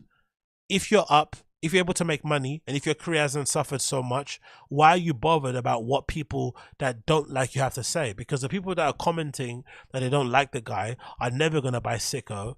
They don't care about Bobo. They don't care about his recommendations about music. They don't think he's a style icon in any way, shape, or form. They don't give a fuck about him and don't know him. But he still wants to convince the world that he's a good guy, that nothing wrong, all this malarkey. It's just a strange way to go about things, because I feel like if you've kind of won, which he's saying he has, why aren't you happy that you've won? Why are you still trying to stunt? And maybe that is the whole purpose of this. Maybe deep down, he maybe isn't happy. Maybe deep down he's kind of suffering, because no matter how much money he makes, everyone's still going to be tweeting under his tweets 33 or whatever they do in terms of the number of rape accusers. He still knows everyone looks at him as a rapist. He still knows he can't hang about with certain people or be pictured with them, because people are going to immediately kind of bombard those people with flipping comments in there, flipping, with flipping, very bad comments relating to him and saying, why are you hanging out with this type of dude? We only saw what the damage that Corday, throwaway comment said about him and Revenge Stormers and stuff, and saying, oh, they're rape issues and shit. So clearly he has, he doesn't have a good image out there, but he's trying his best to kind of recover it. And now he looks like he's kind of trying to angle for an interview that he wants to do. Another tweet here says, y'all in niggas hate me so bad, but feel everything I do and say. Y'all revealing your hands and showing y'all a bunch of dick dappers in real life. So let me see here. There's a quote here where he's basically saying he wants to have an interview. Another one here says, why would I be mad? I'm not getting stranger validation or embrace my people I never see or meet in real life. LMAO, y'all reveal how pussy and unloved y'all are in real time each tweet. Another one says, imagine me wanting internet validation. I want internet money, but the opinions and acceptance I can care less for real. But that maybe is part of the issue. You can't get one without the other. If you get internet money, you're going to be subjected to, opinions and people's acceptance or lack thereof. You would imagine so. Anyway, let's continue here and let's see if I can find the one about him talking about the interview. He wants to do an interview with somebody. Niggas bringing up Connor, doing Connor bring up niggas, skill of social disability, Cartoon Avi, fuck our generation music. Yeah, so fuck it, our generation music interview, 2 parts, but I get full creative control. So he's been talking to Akeem here, talking about he wants to do an interview with him after Akeem did that pretty good interview with ASAP Bari. That was pretty well received, I thought. So clearly that's what he wants to set up. And then he mentions Joe Budden, oddly enough, they went to have an interview with, but Joe Budden, I guess, maybe turned him down or didn't maybe follow up in terms of getting an interview with him, which is hilarious considering Joe Budden's own history, with abuse and whatnot. I guess he just didn't want to have that, cocktail of abusers on the pod talking about what they're talking about. That looks kind of nasty. So this interview, this is what he says here. It says, funny thing is, I wanted an interview with Joe Budden because I was 30 years old and all, but let's say go again. His writing is horrible, and he does this capitalized thing, which is flipping annoying as hell to read. It says, funny thing is, I wanted a Joe Budden interview because I'm 30 years old and all, but he's a bitch. I hate culturally political people because in my eyes, the whole point of culture is a natural feeling despite the pros and cons of a matter, but niggas confuse that with strategics. I don't know. Personally, I think he's kind of low IQ, but very, very talented and gifted in his field of creativity, consulting, and just having good taste. But when it comes to, being able to formulate his opinions, ideas, and whatnot, and kind of be somewhat eloquent, it's not there. So this interview that he's kind of angling for may do more harm than good, because he's going to have to sit there, I guess, and try to explain himself, regarding some of these allegations. That's the thing he's going to have to do. You would imagine, right? Like, how do you explain away some of these flipping articles? How do you make them make sense when some of them have been, journalistically vetted? People have been kind of, followed up on in terms of certain things. Like, how do you counteract over 21 people saying that you have assaulted them in some sort of way? Like, how do you do that? How do you make that make sense? Especially when you're not as well spoken as some people and you maybe come across a little bit dim outside of maybe creating amazing work. I don't know how it's going to happen. I don't know how he's going to do it. He wants to do it. I think personally it's a bad idea. It'll probably do more harm than bad for him, unless in the period of time we haven't heard him speak, he's been doing reading, he's been getting smarter, he's been getting wiser, he's been formulating his opinion and what he's going to say way more away from the cameras, outside of the glare of the public. I don't know, but it'll be interesting to see how he approaches it. And if it goes tits up, like I'm assuming he will go tits up. I'm interested to see how the people around him who are still kind of somewhat co-signing him react to it. The likes of the Drakes, who's got a sicko tattoo, the likes of Rocky, who still hangs with him and still kind of co-signs him, and a few other people out there. Like, how do you react to that after the fact? Because I know the only person I've seen so far who's publicly disavowed him was maybe like Denim Tears, right? The Tremaine Emory guy. Apart from that, I've not seen anybody else in the scene who's really gone out their way to kind of say this guy's, you know, fuck this guy and shit, because I guess he's still somewhat scene adjacent, somewhat still has a little bit of clout on his name, and people don't want to kind of tarnish that relationship. So he wants an interview. He wants to sit down Our Generation Music and Hakeem and kind of sell his story and say that he's innocent, but I think it's going to end up terribly for him. But again, what do I know? What do I know? Anyway, that's been the Agostinho Zinga Show, episode number 663. Thank you so much for tuning into the show. If it's the first time checking out the show, please make sure that you share it with your family and friends. Please make sure you rate the podcast on Apple Podcasts and Spotify and all those places and all that malarkey. That'd be greatly appreciated. If you're watching the show via YouTube, smash the like, hit the subscribe button and leave me a comment and all that malarkey. And you can find out any information regarding me clicking the link in the description. Go to my website, agostinhozinga.com. You find all the information regarding myself, as well as the agostinhozingashow.com. You find information regarding the podcast. If you want to contact me on there, you can also. Please make sure you do that. That would be greatly appreciated. But thanks so much for tuning into the show. This has been Agostinho Zinga Show number 663. If you listen to the audio podcast, you'll find a song of the day playing underneath this. If you're watching the show, it'll just go to black and you'll see me again soon. And if you want to listen to the random show, please tune in about 10 minutes. The random show will be live on this exact same channel. So if you want to tune into the random show, stick around. In 10 minutes, I'll be live again with the random show. See you again very soon. Peace. Take care. Have a good one. Bye.